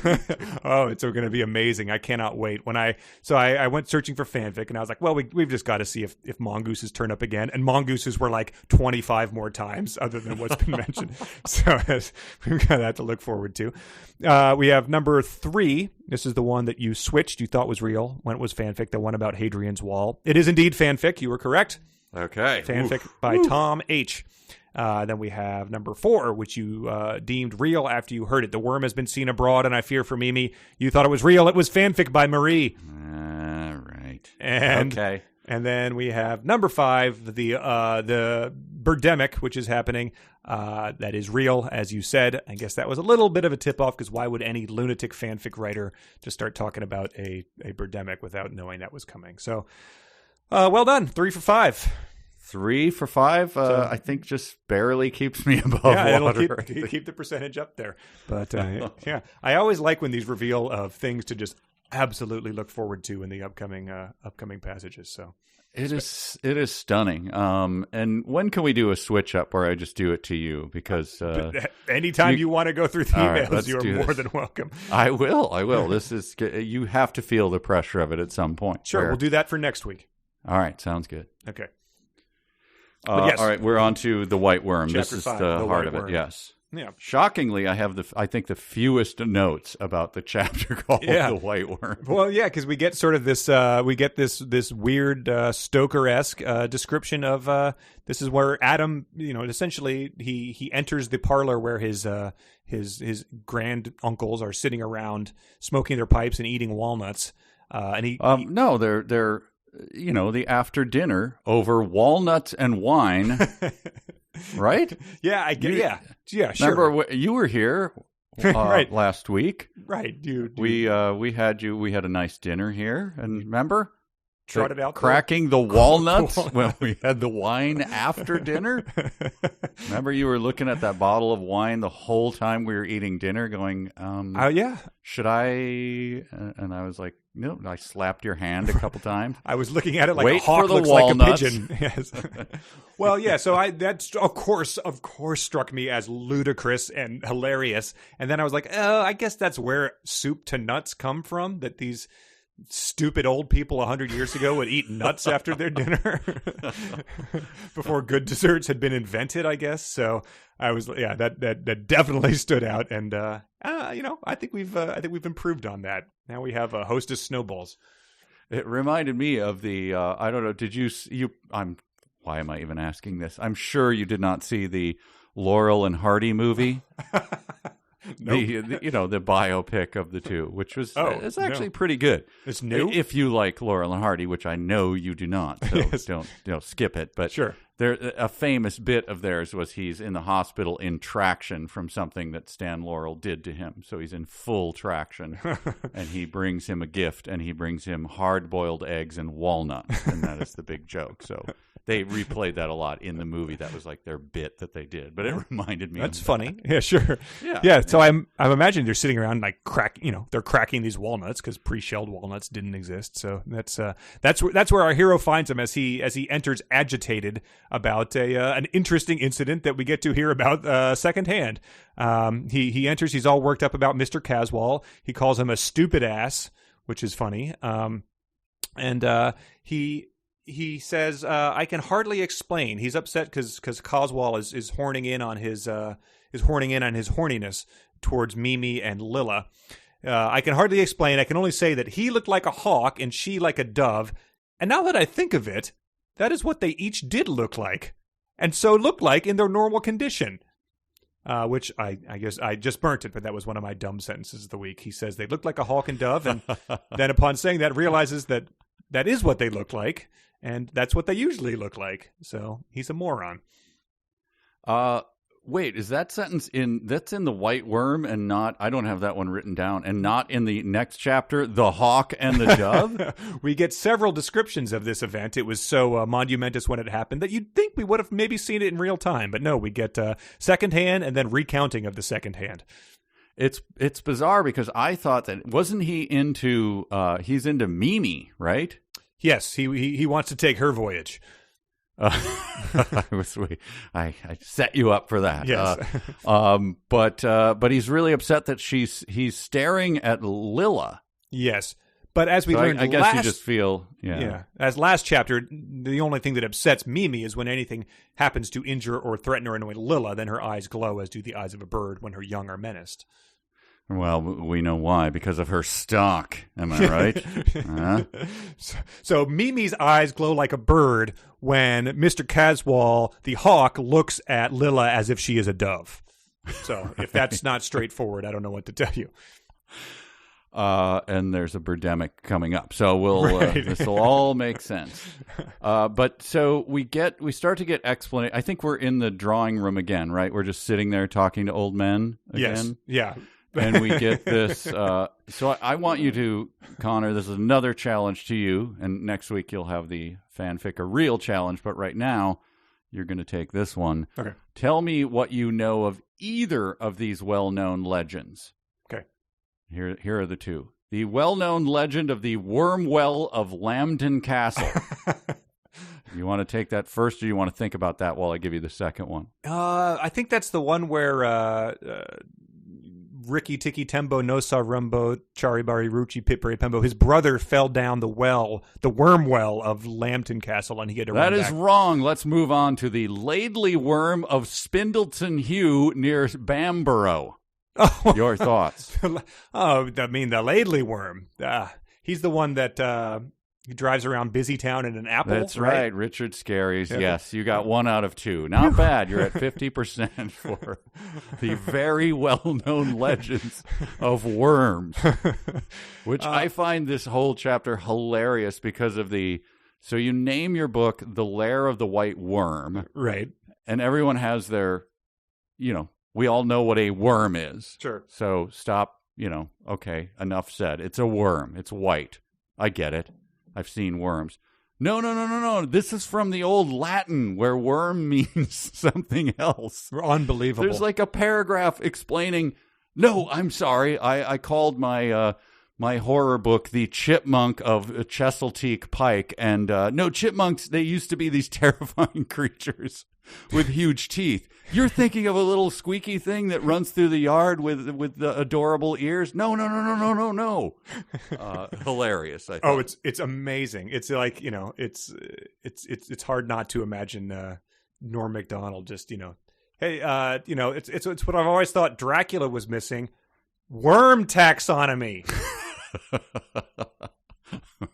It literally if you're not reading, in the dawn of the language, the word worm had a somewhat different meaning from that in use today. It was an adaptation of the Anglo-Saxon worm with a Y, meaning dragon or snake, or from the Gothic warmus, a serpent, or the Icelandic ormer, or the German worm with a U. He just, the old guys are sitting around explaining him, the root words of, Webster's defines worm as.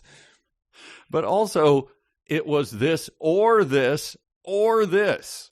Now, I don't know. I'm not a linguist. The Icelandic and the Gothic and the Anglo-Saxon and the German, are they all same family? Or is he just root, going like... Oh, please, same race? Oh, yeah, stock. I'm sorry, stock. But yeah, so they to me it all seems very clear that, as in, Spanish and Italian are Romance languages, right? Those all seem like they came from the same basic thing because they all sound identical. Yeah, well, look, clearly, worm in any language in the old days meant giant, scary thing. Right. And now, so when you think of thing that my kindly dad helps me put on a small hook to snare a sunfish, and we take a picture, and it becomes a family day that we feel warmly about, you're wrong. You had a monster on the end of your hook, right? And they get into why, essentially. But first, before that, you just turned the tables on me. Well, surprise! I'm going to turn the tables on you.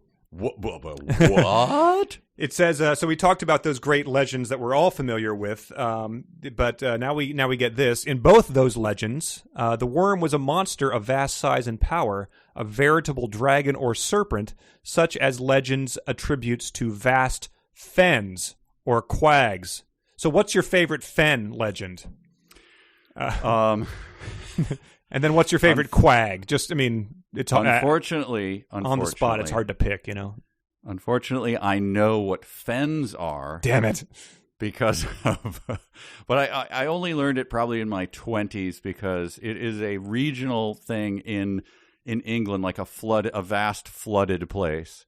Because of the composer, one of my favorites, Ralph Vaughan Williams, has a piece called "In the Fen Place." Okay, and all so right. I had to look it up. I can't Slumdog Millionaire moment of. I can't be listening to a piece of music going, "What in the name of hell is a fen?" And quag, I assume, is like a quagmire, like a deep, muddy hole. Okay. Am I right or am I? Yeah. Wrong? Well, yeah.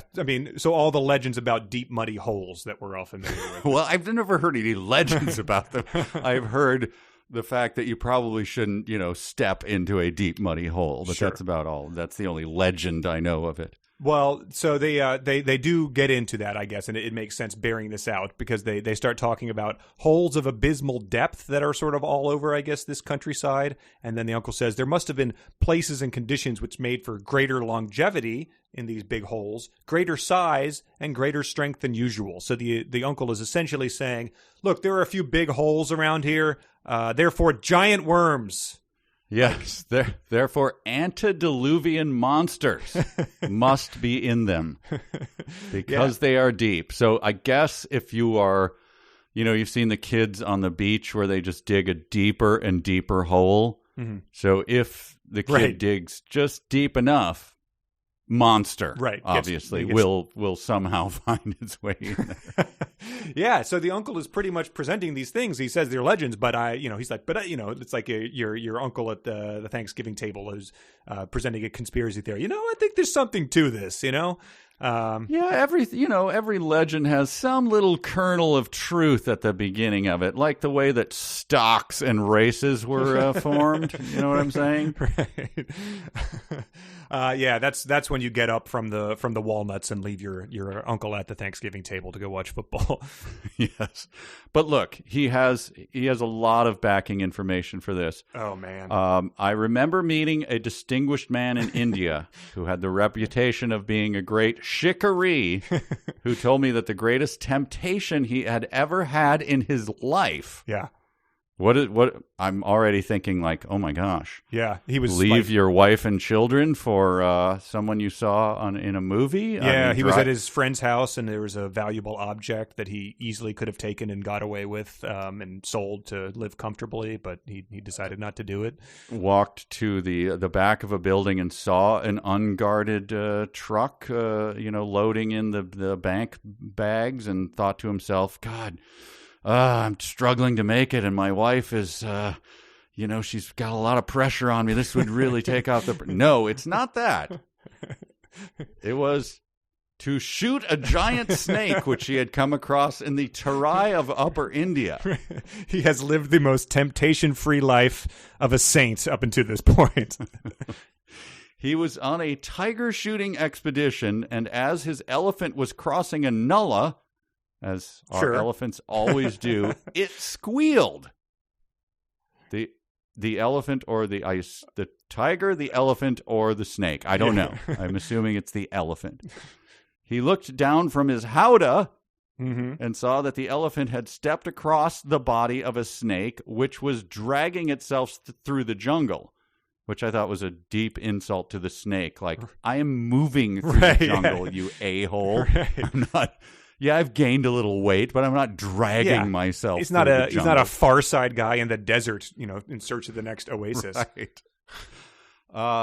So that was his temptation, I was going to shoot it, but I didn't. Yeah, so and that's the greatest temptation I've ever had. And so, I was like, why is this a temptation? He describes it as 80 or 100 feet in length, which, come on. But he says, the uncle says, well, I suppose you know that when you are after a tiger, it is a point of honor not to shoot at anything else, as life may depend on it. I could have easily spined this monster, but I felt I must not. So with regret, I had to let it go. It ate 14 children in the village. that is not part of it, but I imagine, this snake was menacing some community that they probably did not appreciate him just sparing his honor in this tiger fight. Yeah, thanks for that, buddy. I lost my whole family. The whole flock was consumed, and the snake moving on. But if you had just spined this thing, which is another term that I like. Okay, I guess hunters do that. They talk about spining it. I guess well, it's coming up. There's another spining. I'll leave that for later. Probably once the community where the children got eaten, once they heard that it was the greatest temptation of his life to not shoot it, they probably appreciated it a bit more. That he was mentally racked by this torture. I get it. Yep. You were on your nullah. You were going across. You were crossing a nullah. Yeah. And we've all been on a tiger hunt. We all understand the arcane points of etiquette about them. So yeah, say no more. You are a shikaree, and so yeah, I'll just let it go. My family's dead. Yeah. You want to help us bury the 14 children? Wait, no. I think I hear my elephant squealing. I gotta run and attend to it. So. Yeah, and then so after that whole story, convoluted as it is, he tries to do the switcheroo. So, once I saw a 300-pound man, therefore, of course, there's one living under your bed. Right, yes, exactly. I don't get how this, how does this track? And Adam presses him on it. He says, well, of course we have legends, but is not some more exact evidence necessary in a scientific investigation? And the uncle says, essentially, yeah, I understand your point, but there were probably giant worms. He's like, far be it from me to say that in more elemental times, things could not have been. So he's essentially just like, yeah, I don't know. I just believe in the legends. He does take pains to call him my dear Adam. All you say is perfectly right. And were we starting on such an investigation, we would not do better than follow your reasoning. Oh, okay. So I won the argument. But, my dear boy. Right. But, my dear boy, you are wearing a nappy, so it's hard to take you seriously. Let's pull that binky out of your mouth and let's get on with the argument in sciences, of course, in the name of science. Right. Crack this walnut between thy butt cheeks, Adam. My beloved dear Adam. Right. I cannot believe it only took $200 to lure you here. This is really, really remarkable. But as always, I don't have a lot more notes here other than that we never do get to the white worm. Right. We get a discussion of the what worms are, but here's a Boffo chapter ending. Oh, I think you just heard my phone going off. How professional am I? Yeah, it's done. Oh no, there it is. Here, wow. Here's the whole ring. I'm texting you pictures of Adam in a diaper. Cracking walnuts between his butt cheeks. I found him pretty quickly. Got him ready to go. Here's the Boffo chapter ending. So after all of that, like worms, monsters, this is called the white worm. We never hear about the white worm, but we hear that obviously we hear the name of the worm described in Icelandic and German. Well, here comes the Boffo chapter ender. That such a time existed, we have evidences in geology, but there only. We can never expect proofs such as this age demands. We can only imagine or surmise such things or such conditions and such forces as overcame them. Oh my God. Ba-boom. Yeah, right. Drop the mic on that, huh? Who Right. wouldn't want to read on? Right. Any competent storyteller is like, but I have proof that the white worm exists. End of chapter, that type of thing. But yeah, he goes into that Bob Cranian definition of patriotism to Unbelievable. justify. Yeah, like, you imagine there is not a white worm? I tell you now, boy, there is such a thing, and I have seen it. Chapter end. Right? And so like, No, no, this is like, we don't have this type of proof, and geological proof would be helpful too, but no, we don't have any of that. So the ramblings of Beetle the Bard are all we're going to have to go with here. Who I believe anyway, Walnut. I think, another walnut would be way better than the sort of tortured, the way that he, the clauses that come after. We can only imagine or surmise such things or such conditions and such forces as overcame them. Oh my God! Can you come up with a more boring sentence? No, that is than that? truly I wretched. don't think you can. That is pure eye gloss over. Oh, now I've just given ammunition to fanfic or reel writers out there, and I'm doomed. Right, make them all one sentence long and as boring as hell, and you've got Stoker's style right there. Yes. Well, that's the end of that chapter. We can move on to chapter 6, Hawk and Pigeon, which was I think that was one of the 3 helicopter shows on in '85 or so. Hawk and Pigeon, right? Yes, that was the poor man's Blue Thunder, which was the poor man's Airwolf. Right. Yeah, so this goes on for brother, just like on more uninterrupted passages in sort of the trucking through time style, but then it also has again very brief exchanges about very cool stuff that happened off screen. Any news? Asked his uncle mechanically. For what? Asked Sir Nathaniel. Snakes, said Adam, helping himself to a grilled kidney. 4 snakes? I don't understand.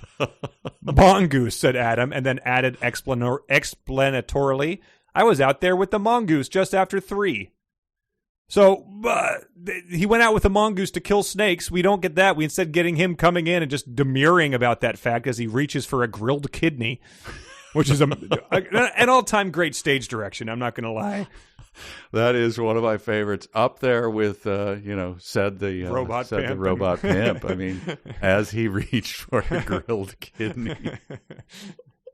But yeah, so the one exciting thing happened. He killed snakes with a mongoose, and then he just comes in, and Adam went quietly on with his breakfast. Killing a few snakes in a morning was no new experience to him. Yes. What? Again, a fascinating detail. He goes out in most mornings and kills snakes with a mongoose, and this is sort of tossed in as he's just carving his kidney into biteable chunks. Oh yeah, it's like when your your parents are bugging you for what'd you do tonight? You're home at 10:30 or whatever. Yeah. Nothing. I went to the movie. What? What's the big deal? Right? Like, where were you? I took my mongoose out and I killed a bunch of snakes. God, shut up. It's no big deal. Right. But hey, I want to challenge you with something again. Speaking of challenge. But I'm going to, this is delayed. I'm not going to tell you when I'm going to do this. Okay. But I'm going to describe it right now. Mr. Salton said nothing. He simply held out his hand, and the other took it and held it for a few seconds. So at some point when we're together and we're discussing notes or something on riff tracks, I'm going to hold out my hand, grab yours for a few seconds, and say nothing. And I'm just going to see how it goes. But you won't know when it's coming. That is far more chilling than anything we've read in this gothic horror story so far. So that is the old man doing that to Adam? Yes. Okay. Yeah. Again, if you were to want to put on a different tinted glasses to examine this story, just clearly neither of us do. Another piece of evidence in the favor of that. So This was hard for me to read because they dance around these weird things where I sort of knew what they're getting at, but it was just encaged in such impenetrable prose. Like he sort of says, "Do you know, Uncle, if we have any second sight in our family? Yes. What in the Hebrides and other places where the sight is a cult, a belief is called the Doom." The court from which there is no appeal. So I think he's asking him if there's if ESP runs in their family, but in this just sort of, Yes, these are the guys who they're clearly like this era of, Britain in that time was, science. They're all about, exploration and science. And this is the age of Darwin and empiricism and all of that. And so, hey, Uncle, do we have any second sight in our family? And he goes, not that I've ever heard about. Why? That's a normal question. It could have been, I had a cousin who could see into the future and move things with his mind. Right. That's what he was expecting, apparently. Right. And all they needed was some weird legend, because they just talked about worm legends for a page and a half, but they didn't know. Oh no, yeah. There's not even a great granduncle who exactly was locked up in a sanatorium or something. This will give a little more. This is a sentence that'll give fuel to. I'm going to call it your theory of how this book is going. The old man, skilled in the human heart, did not attempt to argue in such a matter. So this old man he is just slaying it. I mean, he is crushing it. Yeah. He's read The Secret. He's got the Dennis theory down. So he's a master of negging. He negs. But yeah, so what he's upset about is he picked up on some weird stuff that Mr. Coswell was putting down. He goes back to his encounter. He says he kept his eyes fixed on Lilla in a way which was quite intolerable to any man who might hold her dear. Was there anyone else who noticed? Mimi did. Her face flamed with anger as she saw the look. And this is where again he says it was as a hawk giving a look to a dove. And so what I interpreted it was that he is sort of he's hexing her. He's putting her in his thrall, is what he's trying to do. That's what I mean. I think that's what it is. He's doing the Svengali. He's doing a weird Svengali thing, but they dance around it. Like you said, it took me a while to realize, because he's going was he, looking at her, giving her the, raising his eyebrows and going, you and I are going to get it on later. Right, it's yes. Over ardent or too admiring, or what? Yeah, was exactly. it the look of a lover or one who fain would be? He's no, it wasn't that. Yeah. His tongue lolled out across the table, and he exactly hit himself on the head with a chair. Was there a clown hammer of any kind? Did his feet stay off the floor for more than a minute? Right. Well, he whistled loudly between his fingers. But so as he then goes on to describe this, we had another one of my favorite point of clarifications in all the books we've ever read. He says the look was not amatory, it was not lustful. No, the look, was nothing of that kind. And so long as it did not lack proper respect, I should not of my own part condescend to notice it. Did you ever study the eyes of a hound? And his uncle replies, at rest? So he needs to. Well, I'm not slicing that thin, Uncle. Yeah, exactly. He's got an answer for him, but he just needs some further information before he can mention. I've studied plenty of hound's eyes, but not at rest. I'm not insane here. What you asked? Why are you now? Now. Oh, it's weird to study the eyes of a hound both at rest and, let's say if the hound is giving birth to pups, or let's say it's, getting busy with another hound. Yes, I've studied them all. Is that so wrong? He reaches behind his chair and produces, volume 4 of, my study of hound's eyes. But just, he pauses halfway before he needs to know if he needs to reach for volume 6, which is the hound's rest appendix.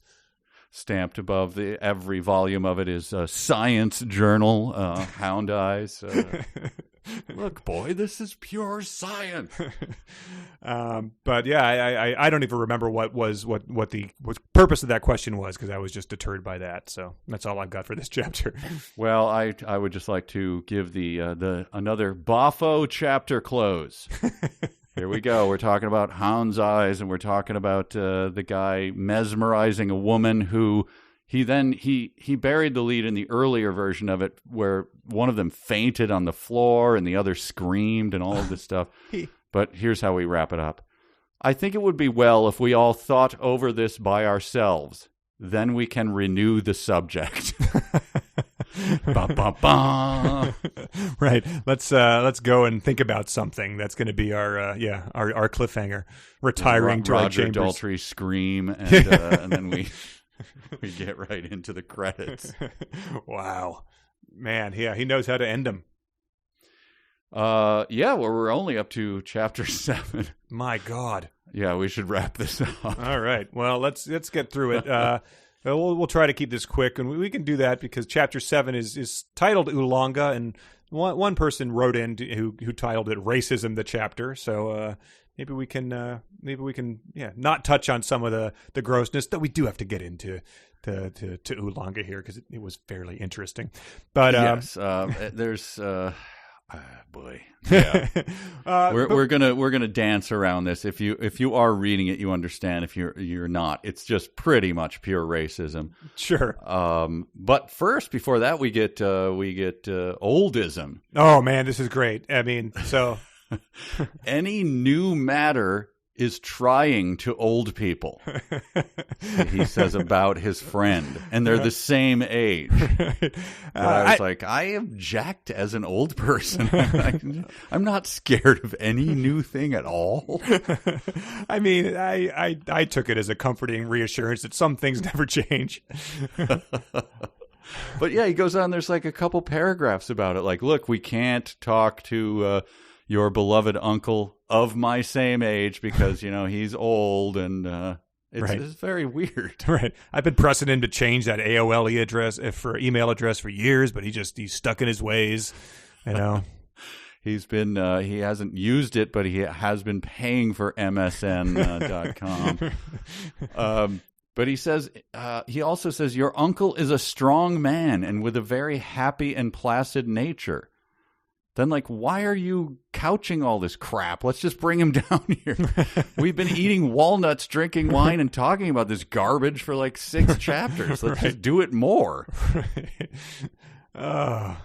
It's it's like Abe Simpson selling out the old guy who lives in there. Yeah, they're the exact same age and they're doing the exact same thing, and they both are sitting around having walnuts and wine together. Yeah. So this was funny. I thought we got his third description of Caswall staring at Lilla, and just it says after a bit of it. She trembled and after a bit got so pale that I thought she had fainted, which I thought was a very strange thing for him to be unsure of. It's like, how are you? Did her knees buckle and she fell to the ground unconscious? Because otherwise, I would not think that someone had fainted.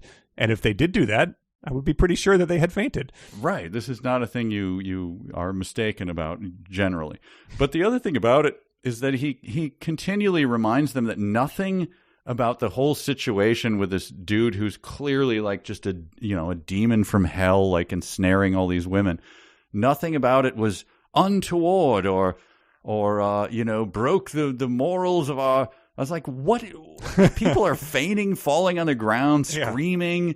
But it was all done very much on the up and up. He's a good chap. He gave her his calling card. I quite love him. It's very strange. Clearly feasting on her essence for nourishment, but sure, he's respecting her boundaries in that sense. Yes, but he drove a rather smart cart on his way there. It had yellow leather on the inside, so I think the chap is a good man. Right. Well, fortunately, they've got Oolanga to vilify here, there's ugly language about Oolanga. I'm sure people can guess. I don't want people to be able to piece together my deep fake of my voice saying awful things later, so we can skirt around some of that. But there were also things that I thought were funny. So I thought this was a good description of Oolanga. Came from the African West Coast. He has 2 things which men of his own color respect. He can make them afraid, and he is lavish with money, which I thought sounded like a line from Goodfellas or something, where they're talking about the guys who run the neighborhood neighborhood. Yeah, he can make them. It makes them afraid, and he's lavish with money. You gotta tip your cap. Go from rags to riches. Watch Oolonga tucking 20s into guys. Right. As he picks up old fashions from people around town. Laughing uproariously at his messing with him about calling him a clown. So, so that was funny. And then we got this, which you hate to reward the racism by parsing it further, but he was originally a witch finder. Yes. About as low an occupation as exists amongst Aboriginal savages.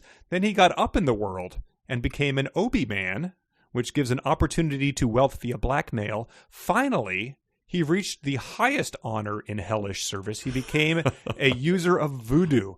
So, without a flowchart of like which occupations gain you respect amongst the real savages, it's very hard to suss out what's going on here, because I don't know what a witch finder does, nor an Obi man, or really a user of voodoo. So it was hard to really tell how Oolonga was moving up here. It's I imagine him sitting at the the airport lounge, hunched over a drink, and like the guy sits next to him and gives him a nod, and then a couple minutes later, like, you an Obi man? Or, right. Yeah, no, I used to be. Are you? Yeah, no, I moved up to voodoo. Oh, really? Right. Oh, well, clink glasses. Yeah. Like, oh, you must know. Frank Johnson from the Topeka territory. Yeah. Sure, I'll give you his name. Yeah, absolutely. But it follows up with this, which I thought was, again, moving. Let's move on here. I was told some of his deeds of cruelty, which are simply sickening. Yes. They made me long for an opportunity of helping to drive him back to hell. I was like, look, again, I don't want to wallow in, in the evil deeds, but here's something interesting. What do you got for us? Moving on. Okay. Nothing. Yep. They yada yada those. Description. Yeah. I mean, simply sick. If you heard them, they would be the most interesting, the grossest thing you've ever heard. But I mean, honestly, the most interesting thing you've ever heard. Maybe he was just setting it up for, the prequel, like Oolonga the Obi Man, where he will go into these deeds. Yes. I did those sickening things when I was an Obi. I've moved on. I'm into voodoo now. Come on, man. That's his equivalent of my high school essay. Listen to the live show to get that. My Obi Man period. But then they talk about how he had a collection of evil animals, beaks that could break or rend and tear. All the birds represented were of a predatory kind. Even the fishes are those which were born to destroy, to wound, and to torture. He does. You'll be disappointed to learn he does not elaborate on Oolonga's collection of torture fish. Again, extremely interested, but we get no more information about that, although maybe that's where the forthcoming Birdemic ties in from. But just off the top of your head, what are the fish, if you had to guess, that are born to destroy, to wound, to torture? Well, if there's any indication of their role in popular culture, they're probably going to be piranhas that we never get introduced to. So, piranha. Yes. We'll put them in the piranha tank. We will never get to that point, even though it would make for a great movie. So we get all this, mixed in with all the racism is just imagine, take race out of it, and this is just like the most evil guy in the world, right? Yeah. So just take that away. So then after all of that, the description of what he was and now he's in the service of this other person who they think is evil. We get this. Nothing more could be done at the moment, so they separated. Yes. Okay. All right. Yeah. I mean, it's literally after, the previous sentences. It is a little wonder that at the sight of it, put that poor girl into a dead faint. Like, man, okay, so what do we do? Nothing more can be done, so they separate. He has a way of dissipating tension and everything that would make E.L. James very, very proud. Yeah, it's all whelps. You're going to get that deep sighs. Move along. Yep. Then they go out into the world. He sees the snakes he had killed all set up in a row. They seem damp and sticky and were covered with ants. Then he then comes back and sees Oolanga running through the trees, through the shadows, holding the dirty dirty towels across the rail. He's holding the snakes. He then takes the mongoose back out and kills no less than 6 snakes in half an hour. Well, did you find I was very confused by he's creeping through the trees so Oolanga didn't see him, though he was walking on the road, and he's carrying snakes covered in ants. I found that was just like one paragraph. I found it very confusing. Yeah, he just has a big habit of giving us the interesting parts in very abbreviated descriptions. And then we get to, I think, one of my favorite things. So far, it's my favorite thing in the book. Yeah, get to actual action that we are witnessing first person, do not hear about later. And I just sort of wrote down passages from it. Please go ahead. So he's on the road. Oolanga has passed him holding ant-covered snakes. But then Lady Arabella approaches. Hitherto, the mongoose had been quiet, like a playful, affectionate kitten. But when the two got close, Adam was horrified to see the mongoose in a state of the wildest fury, with every hair standing on end, jump from his shoulder and run towards Lady Arabella. It looked so furious and so intent on attack that he called out a warning. Look out, the animal is furious and means to attack. And then the next, I think there's like a little more, but Lady Arabella looked more than ever disdainful, like a robot pimp, and was passing on. The mongoose jumped at her in a furious attack. Adam rushed forward with his stick, the only weapon he had. But just as he got within striking distance, the lady drew out a revolver and shot the animal, breaking its backbone. Not satisfied with this, she poured shot after shot into him till the magazine was exhausted. There was no coolness or hauteur about her now. She seemed more furious even than the animal, her face transformed with hate, as determined to kill as he had appeared to be. Adam, not knowing exactly what to do, lifted his hat in apology and hurried on back to Lesser Hill. So there is so much going on in this. What in the hell is happening? Truly incredible. It talks about the mongoose was as kind as a kitten, starts lashing out and running towards her. Clearly, a mongoose is the size of a dachshund or something, but he thinks it's about to attack her. And then so she coolly just produces a revolver out of her outfit made of some white stuff. And just does the thing of and shooting pumps it into her gangster style, sideways guns, just like her face, just furious, like. Yeah. The first one obliterates it, but then she pauses and just does the comedic effect of just emptying the chamber into it. Double taps the mongoose's head, But here's the curious physical thing. So Lady Arabella looked more disdainful and was passing on. So she just kind of nose in the air after someone says, look out, the animal is furious and means to attack, which is something you say when a wild mongoose is, fangs dripping with white foam is running at a woman wearing white stuff. And then the mongoose jumped at her in a furious attack. So it's on its way to her. Yeah. It's in the air. It's going for her throat.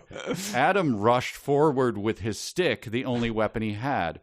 But just as he got within striking distance, the lady drew out. So that all happens quite simultaneously, right? Yeah. So the animal jumps. He rushes forward with his stick. He's going to whack it out of the air like a baseball. So I imagine like this is slow-mo, like, I don't know, Fast Zack and Furious Snyder, slow-mo or something with cars spinning around like super slow-mo as he rushes forward with a stick, and that's the noiseless no. And then she's like right as the shots and then the blood spray comes up and the animal drops in front of her, and then it goes into regular speed and she pumps the 6 more shells into right it. I mean, hitting a soaring through the air, teeth-bared mongoose, again, a thin animal with a shot, no matter if she is point blank, is an impressive feat of marksmanship. That Lady Arabella, if not for her long, thin fingers, wouldn't have been able to pull that off, I don't think. If the mongoose had just latched onto one of those and she was waving it, but she's waving it and it's like 6 feet away from her because her fingers are so long. No, please, not my snake-like... I mean my long, thin fingers. Well, getting into that, we move on to our final chapter in this week's assignment, Chapter Thank 8, God, Survivals. yes. Yeah, wow. We'll pick a shorter one for next week. But we get to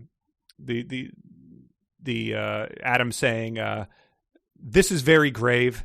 I have not formed an opinion yet, but it seems to me at first impression that this is worse than anything I had expected," which was also my review of The Lair of the White Worm so far.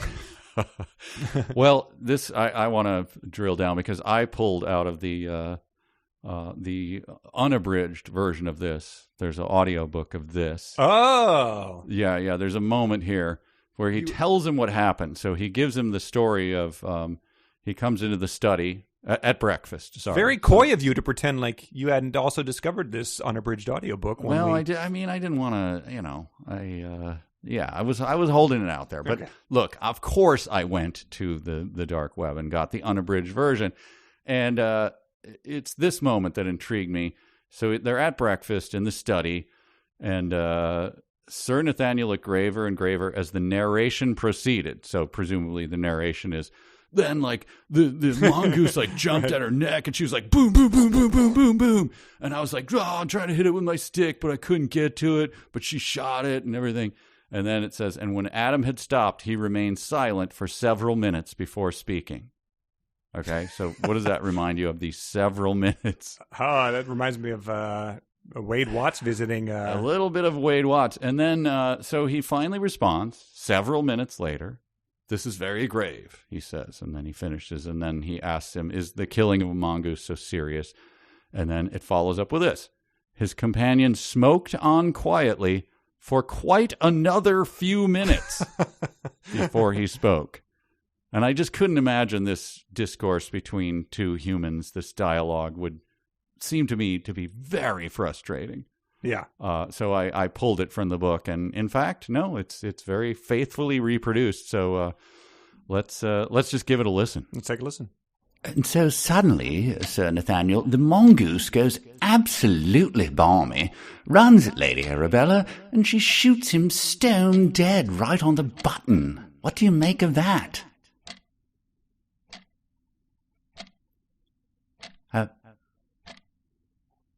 Sir? Odd thing. Neighbor woman shooting one's mongoose. Odd occurrence. Noteworthy. Comment-worthy, even. Even having a mongoose. Kind of odd. Little odd. Seems... Even on its face, that seems worthy of a comment. Don't know if you have any thoughts.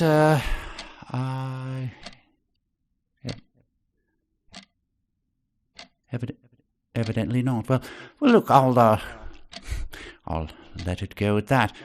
Think it'll rain today? This is very grave. I have not formed any opinion yet, but it seems to me at first impression that this is worse than anything I had expected. Why, sir, is the killing of a mongoose, no matter by whom, so serious a thing as all that? Sir? Just getting back to the mongoose incident. Whew.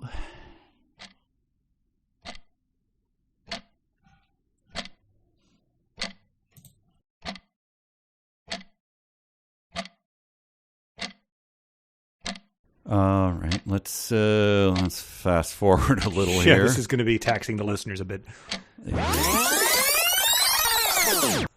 So,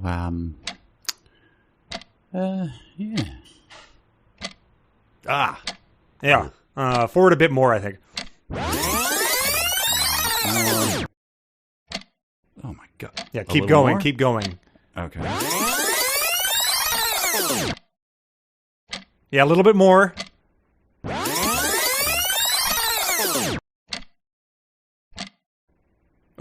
Was it really this for quite another few minutes? I mean, I guess so. I don't know. All right, let's just pull the plug on that. Yes. Unbelievable. You know what? I'm looking at the waveform. There is nothing for quite some time. Oh, yeah. Let's not even bother. Several minutes of silence sound. Holy cow. Several wow. minutes of silence you'd expect to sound like. So, man, if you got that from Audible, you're like, whew. Yeah, and really. You're in the car and you can't hit the fast forward button. Man, oh, man. That is tough stuff. Well, yeah, Stoker heads would object if you took anything out of his second masterwork. So you got to give them what they want. That's true. I admire their adherence to the text itself. Well, we get into a fun little, and by fun, I of course mean tedious and frustrating. He lays out essentially the thesis for what we're led to believe is going to be the main conflict in the book, which is that Lady Arabella with the long fingers is the white worm, or is inhabited by the white worm. Yes, although a tantalizing and quite plausible other theory as well, which is that she has the smell of snakes all over her, and that is why the mongoose attacked. Right. Yes. Right? Yeah. Like, all right, let's go with that until Occam's razor. Yes. He says he only attacked the snakes before, which is, after all, his business in life. But he says, he sort of leads us through this Socratic dialogue of, may it be that the mongoose have merely the instinct to attack, that nature does not allow or provide him with the fine reasoning powers to discriminate who is to attack? And are we not justified in assuming that when one of them attacks is a hitherto unclassified animal, he recognizes in that animal some quality which it has in common with a hereditary enemy? And then Adam hears that and says, "A good argument, sir, but a dangerous one. If we followed it out, it would lead us to believe that Lady Arabella is a snake." So it's like, he's like, well, again, I'm just practicing science. Right. So yeah, I guess if you're going on their thing that big holes equal huge snakes from earlier, that's a reasonable leap. And he talks about, he says, if does a scent have any kind carry with it any form of quality or other kind, either good or evil? I ask you because one ancient name of the house lived in by the lady who was attacked by the mongoose was the Lair of the White Worm. If any of these things be so, our difficulties have multiplied indefinitely. They may even change in kind. We may get into moral entanglements. Before we know it, we may be in the midst of a struggle between good and evil, to which I again used my stamp to issue that a firm settle down.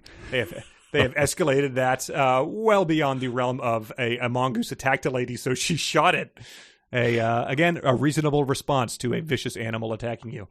Mine was to question whether Adam would go, cough softly into his hand and go, or she had some snake smell on her and it set off. Is that...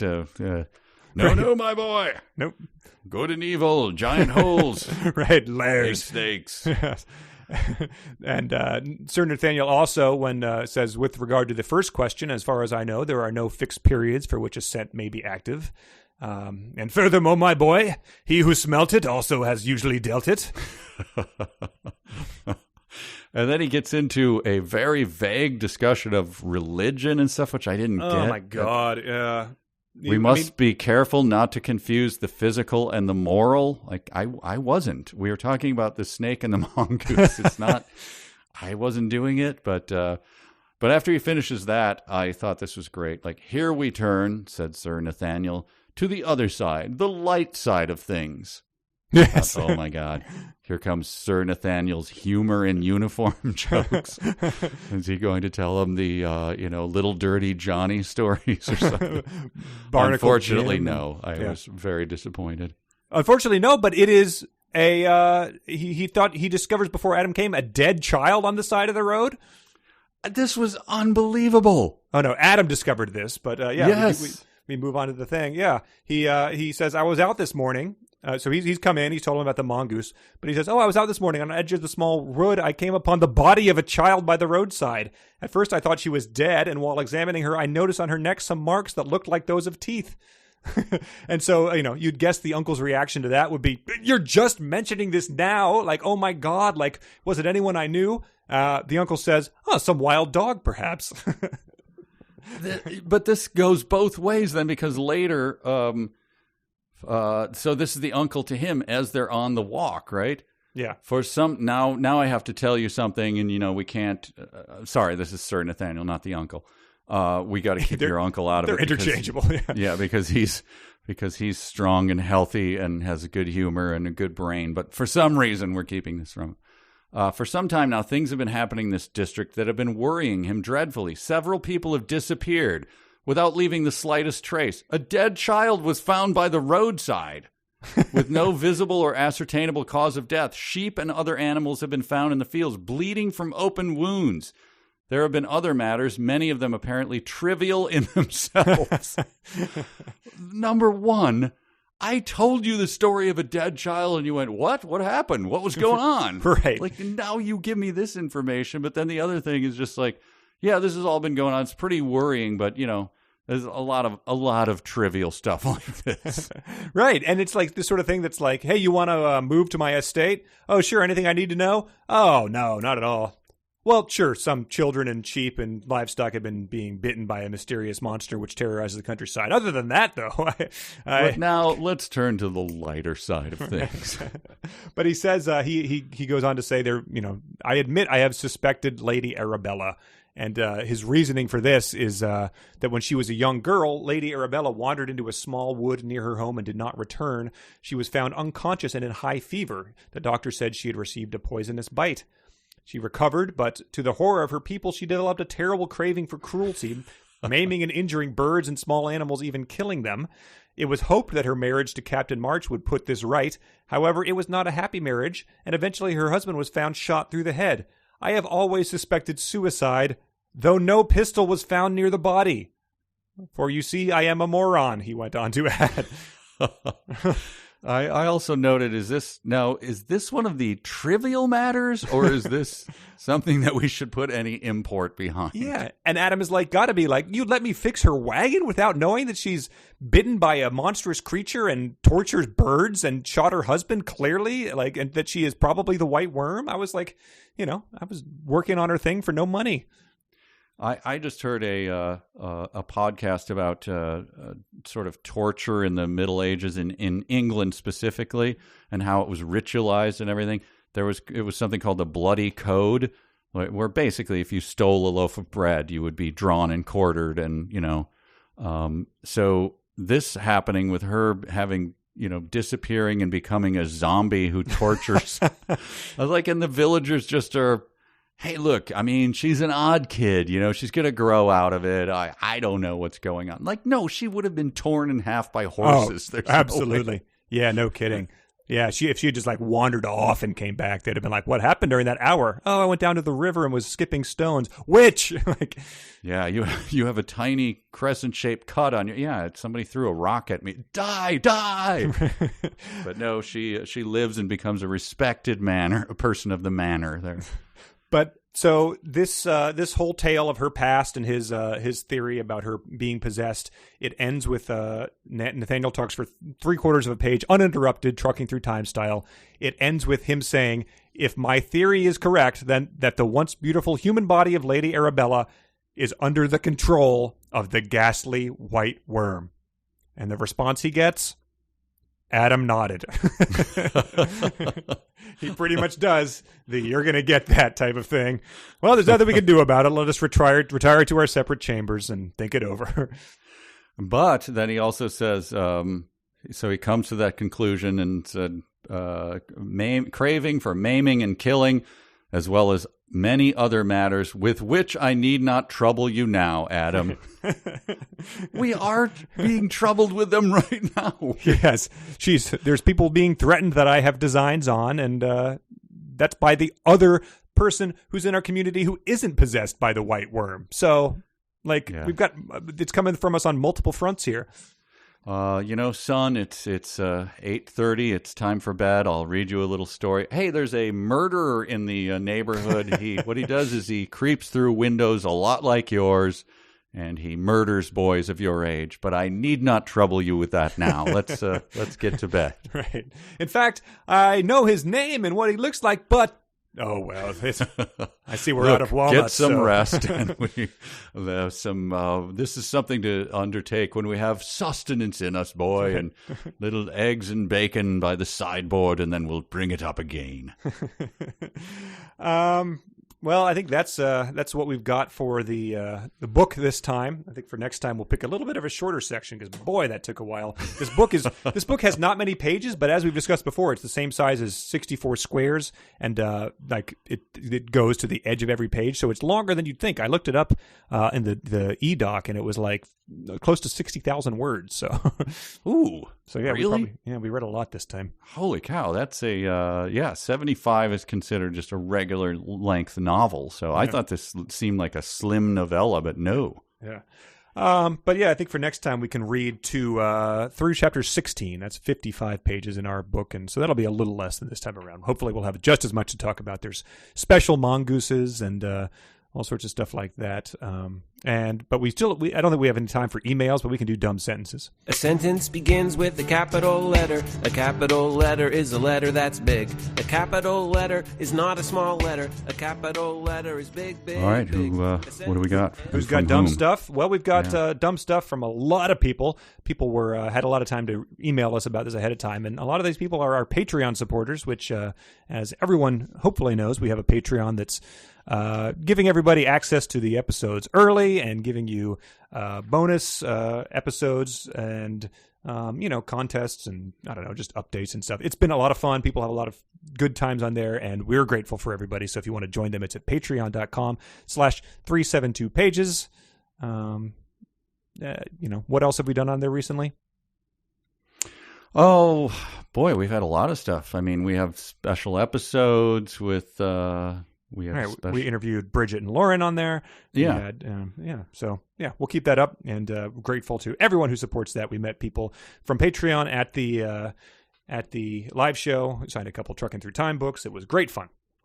But here are the dumb sentences. The first one comes from Trejan. We have this one already, but I should answered the young man, nothing better. I think this is a line from Tech where he quoted, I think the bouncy hair guy, "It's, amigo, a possibility worth mentioning." Oh, that's right. I hadn't connected those. That's spot on. Richard and George both submitted "Men Call It Love," which was, again, very very jarring to read that about Adam meeting Mimi. Tom H., who tricked you with fan fiction earlier, he submitted Adam's eyes were in constant employment. He added his gallbladder was employed mostly after eating nuts and fatty food. His alveoli were employed always. His lymph nodes were employed usually in response to active viral bacterial infection. And his eyes were in constant employment. Patricia submitted, Mr. Salton had all his life been an early riser and necessarily an early waker. She said, gee, no kidding. It's good to know he wasn't sleep rising. Wow, I missed that one. Yeah, I did too. That's good. Lucas submitted, look out, the animal is furious and means to attack. He says, I appreciate remaining loquacious even in dire circumstances, but maybe just a quick behind you might also suffice. Andrew submitted little help. He's not a special one, but still he is on the attack. As the foul ball is screaming towards the elderly person next to you in the baseball stands, look out. Mookie Betts has sent a ball sailing into the stands with quite an exit velocity. Please, milady, lower your lorgnette, for the love of God. Andrew submitted, no one of this generation has any idea of the cause, but considering the family characteristics, we may take it granted that though it was deep and violent, it was on the surface trivial. Eric submitted, Caswall indeed looked like a savage, but a cultured savage. And he submitted a very funny image of a stuffed animal of Taz, Tasmanian devil, wearing a tuxedo and top hat, which I will post to Twitter. Do not tell me, sir. This is from Mike. Do not tell me, sir, what is in your mind, if, of course, you have no objection to or do not think it better any. And then he says, I understand why Hugh Grant was cast in the film adaptation. It's like all the dialogue was written for him. Stammering and lengthy going on. Stammering and harumphing, sure. This says, Brian says, in this year of grace, 1860, I am close to 80 years of age, and though we have been a long-lived race, the span of life cannot be prolonged beyond reasonable bounds. He says, what an incredibly clumsy way to establish the setting. It's like establishing this as a historical novel by having a character say, as you know, it is currently a long time ago. Dustin, that is so, came the soft voice of Sir Nathaniel. It's a mini roller coaster of a dumb sentence, and led me to trying multiple times to say that exclamation, which has an exclamation mark in the thing, that is so, in a soft voice. That is so. That is so. And this is from Heather, who Heather is the one who reads this with her son Billy. She wrote in to someone inquired about her process of sharing this with her 12-year-old son Billy. She said that Billy did not listen to the Mister, so we can. Whew, yeah, we don't have to contact child services on that. But so Heather has Ross, the animal merchant, has had dealings with Adam, chiefly in the way of mongooses. It's like he had. She says, "I thought Adam had not been in England very long. Did Ross also come from Australia, where they had needed to purchase multiple animals in the past few days? It's very weird." And then Billy does not have a dumb sentence, but asked me to tell you that it's odd that Adam and Sir What's-His-Face get up early, talk for 20 minutes, and then Adam is told to go back to bed. Why did this happen? Why indeed, Billy? Wow. I missed that too. So, yeah, I mean, everyone's constantly retreating back to their beds and waking up early and talking with old guys. So it seemed like something, could have been easy to miss on my part, too. What do you have for a dumb sentence? Let's see. I have a few. Maybe some got burned, but we'll see. I had she was clad in some long sort of white stuff. Lady, I thought it was funny just when Adam got back to the carriage, carefully carrying the box with the mongoose. Just when I didn't realize mongooses, what their point was. And then I had first take the conduct of the mongoose, which is a funny thing. But then I had my main one, which we touched on already. I can hardly explain. I can only say that he looked like a hawk and she like a dove. And now that I think of it, that is what they each did look like and do look like in their normal condition. So he took quite a journey on that sentence. Describing a normal thing. Mine is a slight cheat because it has two sentences, and a lot of them were burned. So this is, we're well down the road here. But gripped her round the throat, then it cannot have been a dog. I don't see how that follows, but right. I'll sure. Especially said at the top of his voice with exclamation points. Right, in his soft voice. Yeah, it seems like that's animals somehow possess a natural instinct to go for the throats. That's pretty much when dogs are play attacking with each other. That's what they do. Right. And it was a little girl found by the road. So clearly a dog's jaws can reach around her throat. But whatever. That's he's using science and I'm not. Yeah. Well, what a journey. And we still have not even encountered the tall white shaft. So we've got that to look forward to. But yeah, so next time we're going to read through chapter 16. That's page 55 in our version. And we will keep your dumb sentences coming, your emails. We'll hopefully have some more time next week. And yeah, thanks for everyone who supports us on Patreon and for everyone who came to the live show. Yeah, it was a fun live show. Thanks, everyone. And thanks, Patreon people. And get ready, next episode for special mongooses.